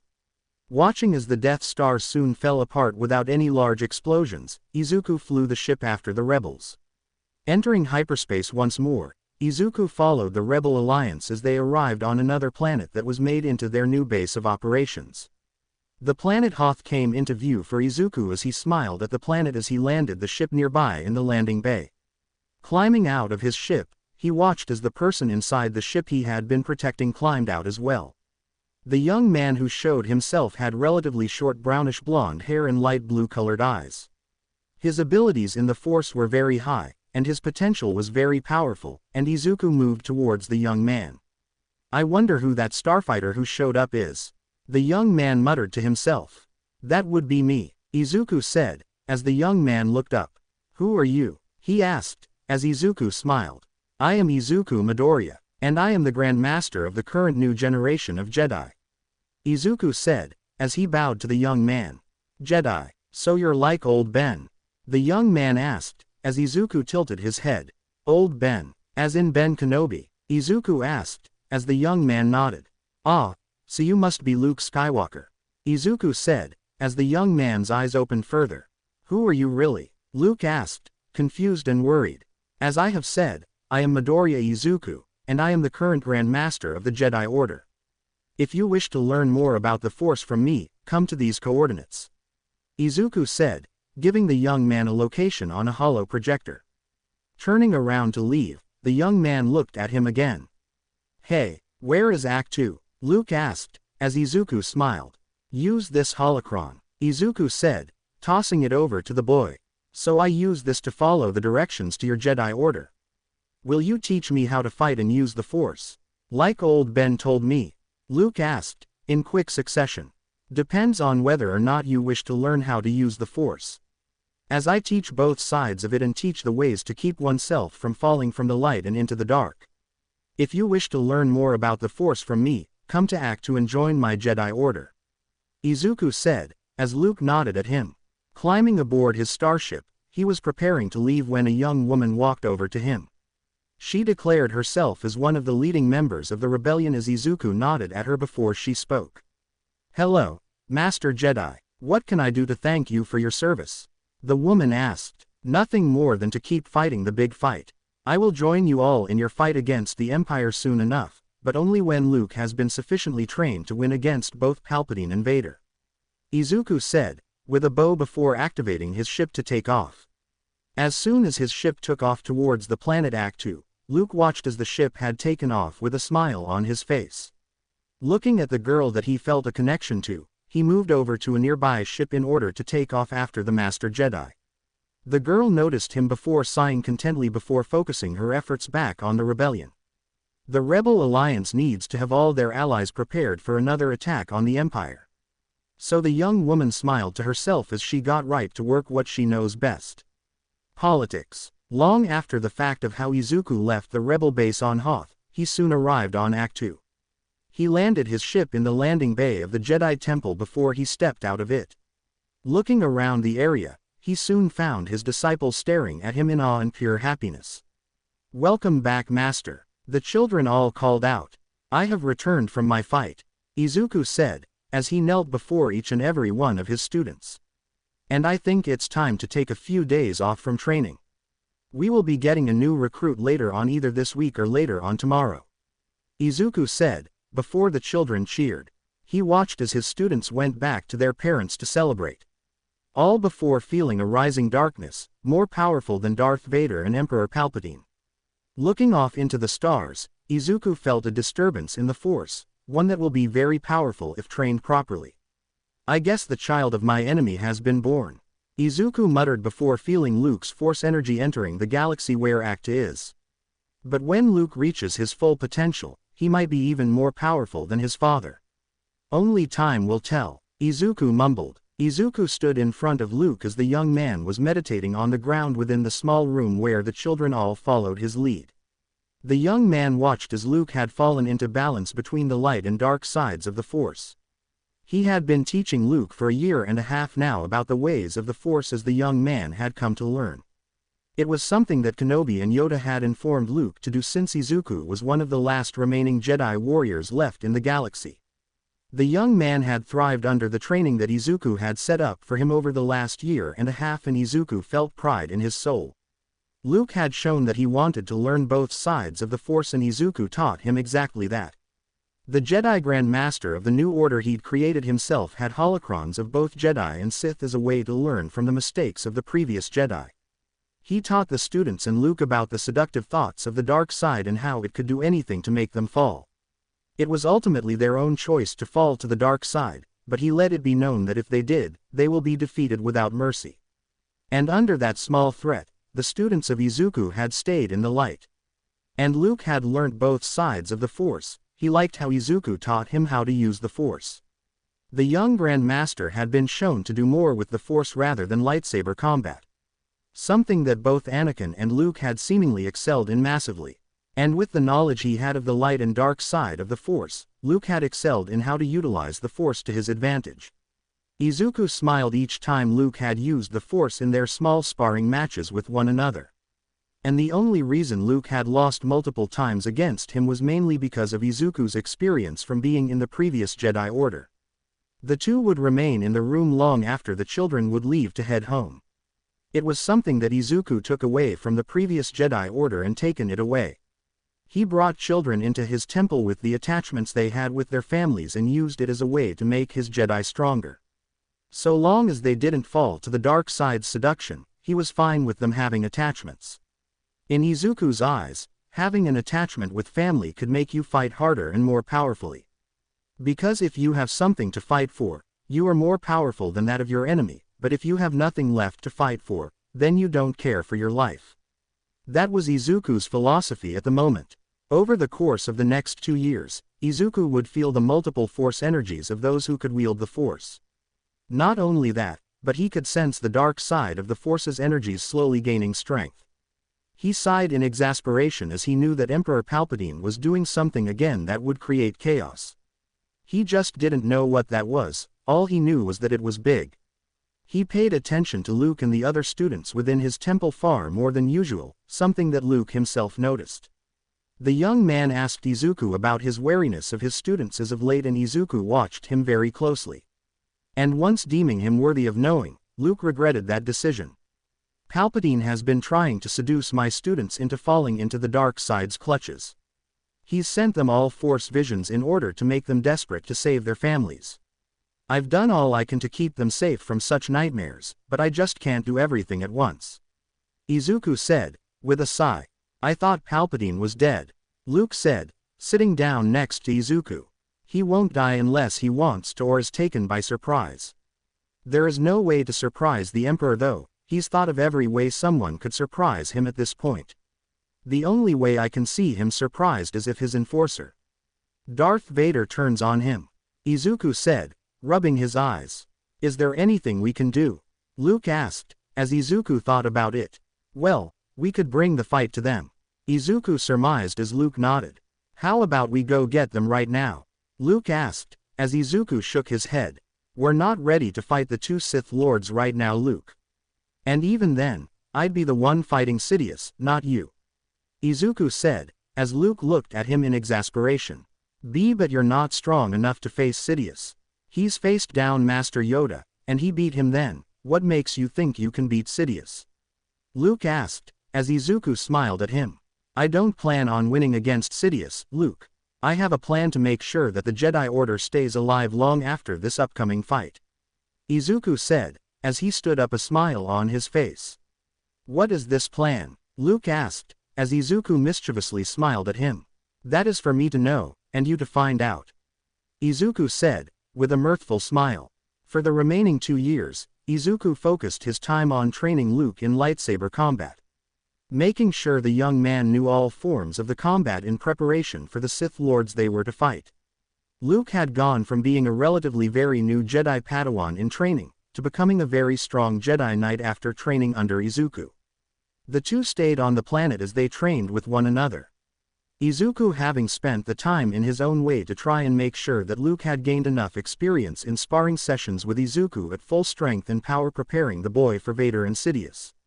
Izuku hadn't fought Sidious as of yet, and based on the power Vader had shown on Scarif, Izuku wasn't ready to find out. But if he had to guess how much more powerful Sidious was compared to Vader, it had to be at least around 15–20% stronger than Vader himself. Due to Vader having lost most of his limbs, thereby decreasing his overall potential down to at least 80% of his full potential as a Sith. Izuku knew that Sidious was preventing Vader from reaching his full potential due to wishing to be the strongest Sith, so they needed to get Vader to betray his master. Izuku searched for the Force energy had been born about 5 years ago from now. Staring at the direction he believed it to be in, he watched as their Force energy slowly increased over the minutes. He smiled at the thought of training a potential Force wielder in the future, but that was if he managed to survive his fight against Sidious with Luke. He took a deep breath as he stared off into the cosmos from the planet. He made his temple on for the Jedi Order's reform. Obi-Wan Kenobi had long since become one with the Force, and Yoda's Force energy had simply faded from Dagobah under the guise of the dark side. When feeling for the old master's power in the Force, Izuku just couldn't feel it anymore. May the Force guide you through the afterlife, Master Yoda. Izuku mumbled to the air. What happened to Yoda? Luke asked, walking out into the courtyard of the temple. Master Yoda's signature in the Force has been extinguished. He has died of old age on Dagobah. Izuku said, as Luke looked at Izuku. He died after I left to fight Darth Vader a while ago. Luke said, as Izuku stared at him. I could have sworn that I felt Yoda's presence in the Force still on Dagobah. Izuku surmised before shrugging. Are you sure that you're not going senile? Luke asked, with a smug look. Don't say that about me. I'm only around 45. Izuku grunted as he walked over to the young man. If you have enough time to joke about my age, you have enough time to prepare for your upcoming fight against the Sith. Izuku said, smacking the boy on the head with a cane. The days passed by as Izuku sensed the power of the dark side growing slowly over time. Soon enough it was time to take on the Sith before their superweapon was created once more. Glancing over at Luke, Izuku saw the young man growing some stubble over his chin. Luke, the time has come for you to fight Darth Vader. Izuku said, as Luke nodded. Are you sure that I'm ready to fight my father again? Luke asked, worriedly. You have grown many times stronger in the last 4 years since you both have crossed paths. It was only a matter of time before you were able to surpass him in terms of the Force. Izuku said, patting the young man's shoulder. I will also embark on this mission with you. The Force will decide my fate in this battle against the Sith," Izuku said, as he pulled a second lightsaber with him. "Why are you bringing a second lightsaber?" Luke asked, as Izuku smirked. "It has everything to do with the Sith," Izuku said, igniting the second blade, revealing a deep red. Darth Sidious stood in the second Death Star's chamber where his throne was being constructed within. He smiled evilly as he thought about turning some of Izuku's Padawans and children to the dark side. He had tried multiple times to seduce them into the dark side of the Force, hoping to collect some prospects for Lord Vader to prove himself against. But for some reason they have been resisting him. So he tried to figure out who had been blocking him from plaguing the children with nightmares of their families being killed by their master. Only to find that said master was actually protecting their dreams from him. He growled to himself that day when he found out that he wouldn't get those children to betray their master at this point in time. But he did know that the master who protected his students from his seduction towards the dark side was coming to fight him. The man clearly didn't like how he seduced his students through Force visions, and he chuckled at how the idea worked for Vader in the past. Shaking his head, he stared out at the planet that the second Death Star was floating above undergoing construction. This Death Star will have no such weaknesses. And once it is created, I will rule over the galaxy once more. And possibly get Vader's child as my new apprentice, and I will transfer my essence into the boy's body, thereby cementing my hold on the galaxy. Sidious chuckled to himself darkly. Standing behind a hallway leading into the Emperor's chambers, Lord Vader stood silently as he overheard his master's ultimate plan. It was a very good plan had Vader himself not overheard it, knowing that this fight with his son will prove his strength and power towards his master. But could he kill his own son though? That thought kept moving through his mind as he thought about it, but ultimately came to a decision. If his son were to defeat him in lightsaber combat, then he will accept that his son is the better fighter and defend his honor. Sidious darkly laughed manically as Vader walked away towards his own personal chambers within the Death Star, awaiting the moment for when Izuku and Luke would arrive on it to begin their final battle for the entire galaxy. Both fighters, however, were unaware of a blue projection watching the two of them in the corner of the room. The figure held a small cane as they shook their head in both disgust and disappointment in their plans. Stupid. They are. Wrong their actions will be. Plans be defeated they will. The voice of the elderly master of a once powerful Jedi Order muttered before disappearing. Where did you get that lightsaber? Luke asked, warily. I got it from one of those Sith acolytes that came by one day when you were in the middle of meditation. They didn't last long in a fight, Izuku said, as he turned off the blade. So what is your plan in the upcoming fight against the Emperor? Luke asked, as the two climbed onto a ship and flew off into the galaxy. The plan is as follows: you will fight Lord Vader, and I will handle Palpatine, Izuku said, stroking his already grown beard.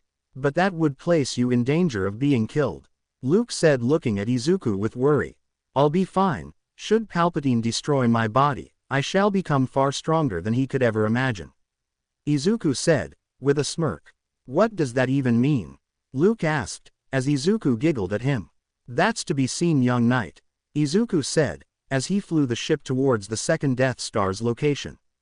The flight was quiet afterwards, Izuku focusing the Force on guiding him towards Palpatine's very high dark energy in the Force. In the decades since the Empire had taken over the Republic, Izuku had been training his mind and body to reach his physical peak. And in that time frame, he had become just as powerful, if not more so, than old Yoda. Luke noticed Izuku slowly raising Force energy as they closed in on the Death Star. Even though it looked as though the machine was almost complete, it still looked relatively early in its construction. The two landed their ship in the docking bay within the Death Star as they walked out of the ship itself and moved through it. They moved with the Force guiding their actions, making sure that the stormtroopers didn't know that they weren't allowed on with a Jedi mind trick. By the time they reached the Emperor's throne room, the two stood in front of Vader and Sidious. The two Dark Lords of the Sith looked down at the two, Vader remembering his and Izuku's previous battle on Scarif. So you have come back to us. What brings you here, Jedi? Vader questioned, igniting his blade. I felt a disturbance in the Force, and that disturbance was both you and your master, Izuku said, standing still. Bold words to say, Jedi Master, but what makes you think that you can defeat me again this time? Vader questioned. I'm not here to fight you, Vader, I'm here for your master. Your son here wishes to have a second duel, I am only here to watch. Izuku retorted. So be it, Palpatine said, standing up from his seat. Izuku stood off to the side as Palpatine raised his arms. Luke moved towards his father, who kept his blade ignited as Luke reciprocated Vader's action. Both sides of the Force stared at one another, with Izuku glaring into Palpatine's eyes with nothing more than serenity. And without a second of delay, the two sides of the Force coming to meet had entered battle. Luke thrusted his blade at his father, who blocked the strike and moved away from him. At the same time, Palpatine had pushed his hands outward to Izuku and blasted Force lightning at him. The young man merely raised a blade into the air and ignited it, blocking the attack with nothing more than a slightly bored expression. Izuku walked around Sidious as the Dark Lord of the Sith had glared hatefully at him. He pulled out a saber of his own as he rushed at Izuku with surprising speed for a man in his late 80s. He swung for an overhead strike that Izuku raised his blade to block as Palpatine had twirled around to slice into Izuku's hip that was also blocked. Jumping back, Palpatine had then launched some more Force lightning at Izuku, who held the blade in front of him. The Elder Sith then began to pour even more energy into his lightning attack as Izuku's saber began to twitch. Izuku then raised his own hand and pointed it in the direction of Sidious, who stared on in confusion. As yellow electricity blasted out of Izuku's hand and caused a struggle to happen between both Palpatine and Izuku. Lightning sparked across the entire room as Izuku kept Palpatine where he was without any effort. Luke meanwhile was pushing his father to the limit. His strength, speed, agility, dexterity and more had overwhelmed his father to the point that his fight with the old man was now child's play for him. He managed to get his father to the point where he held onto a nearby railing in order to keep himself from falling to the ground. Vader wheezed in pain as Luke continued to wail down on the man's saber before cutting the man's robotic arm off. Vader let out a cry of pain when that happened, as his hand fell down the reactor shaft of the room. And as the two slowly moved over towards where Izuku and Palpatine were at, they found a peculiar situation. Izuku stood across from Sidious as the man angrily shot lightning at him.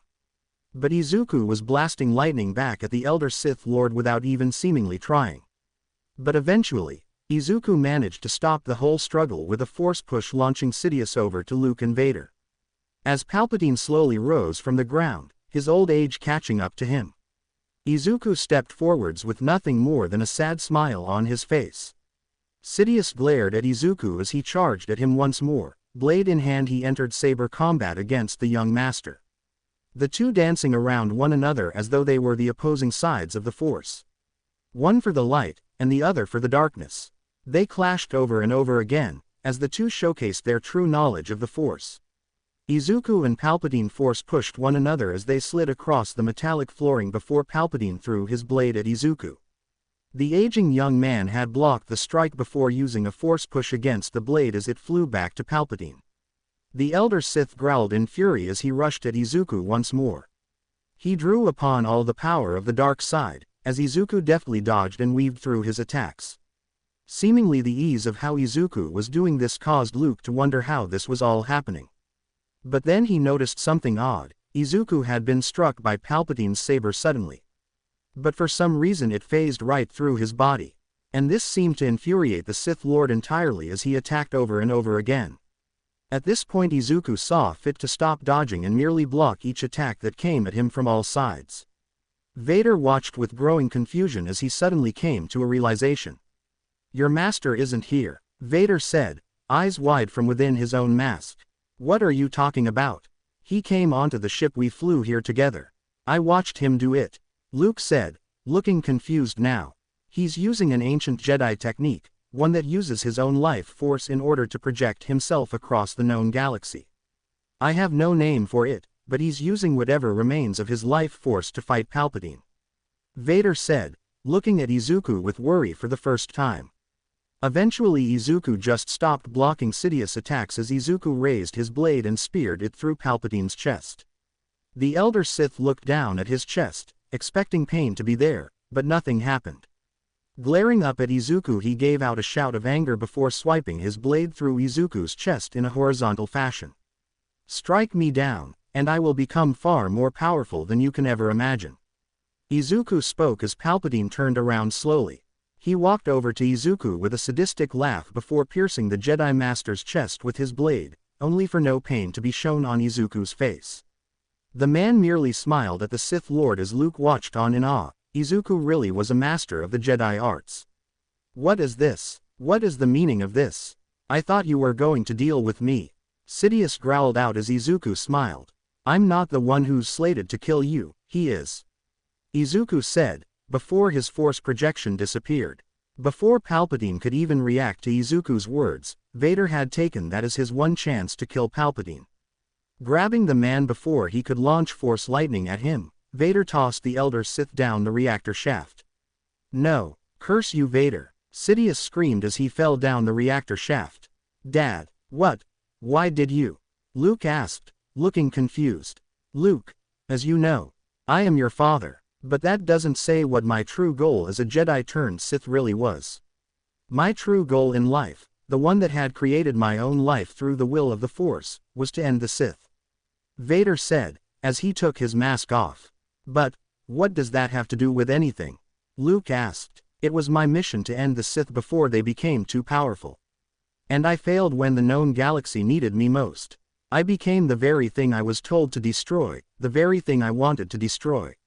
But I have caused too much destruction.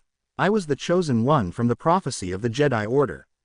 And I squandered my title, my life, just because I wanted to prevent the death of your biological mother. I killed hundreds, thousands, millions of people just to make sure that I could bring her back. And in the end, I couldn't even bring Padme back to life," Vader said, clenching his fist. "It's not too late to go back to being a Jedi father. We can rebuild you to be the Jedi you had always wished to become," Luke said, as Vader shook his head. "My time has come and gone. I still have one final mission to do. Palpatine has a planet where he can create clones of himself, and it's my job to prevent him from coming back," Vader said, as he stood up. Donning his suit once more, letting the pain of it power himself through the dark side of the Force, he looked at his son. Vader had a feeling that he should do something to show Luke that he cared about him, so he walked closer to Luke. Luke, not knowing what Vader was planning, readied himself for another fight, before Vader pulled him in for a hug. "I am sorry that I wasn't there to help you become the Jedi you are now.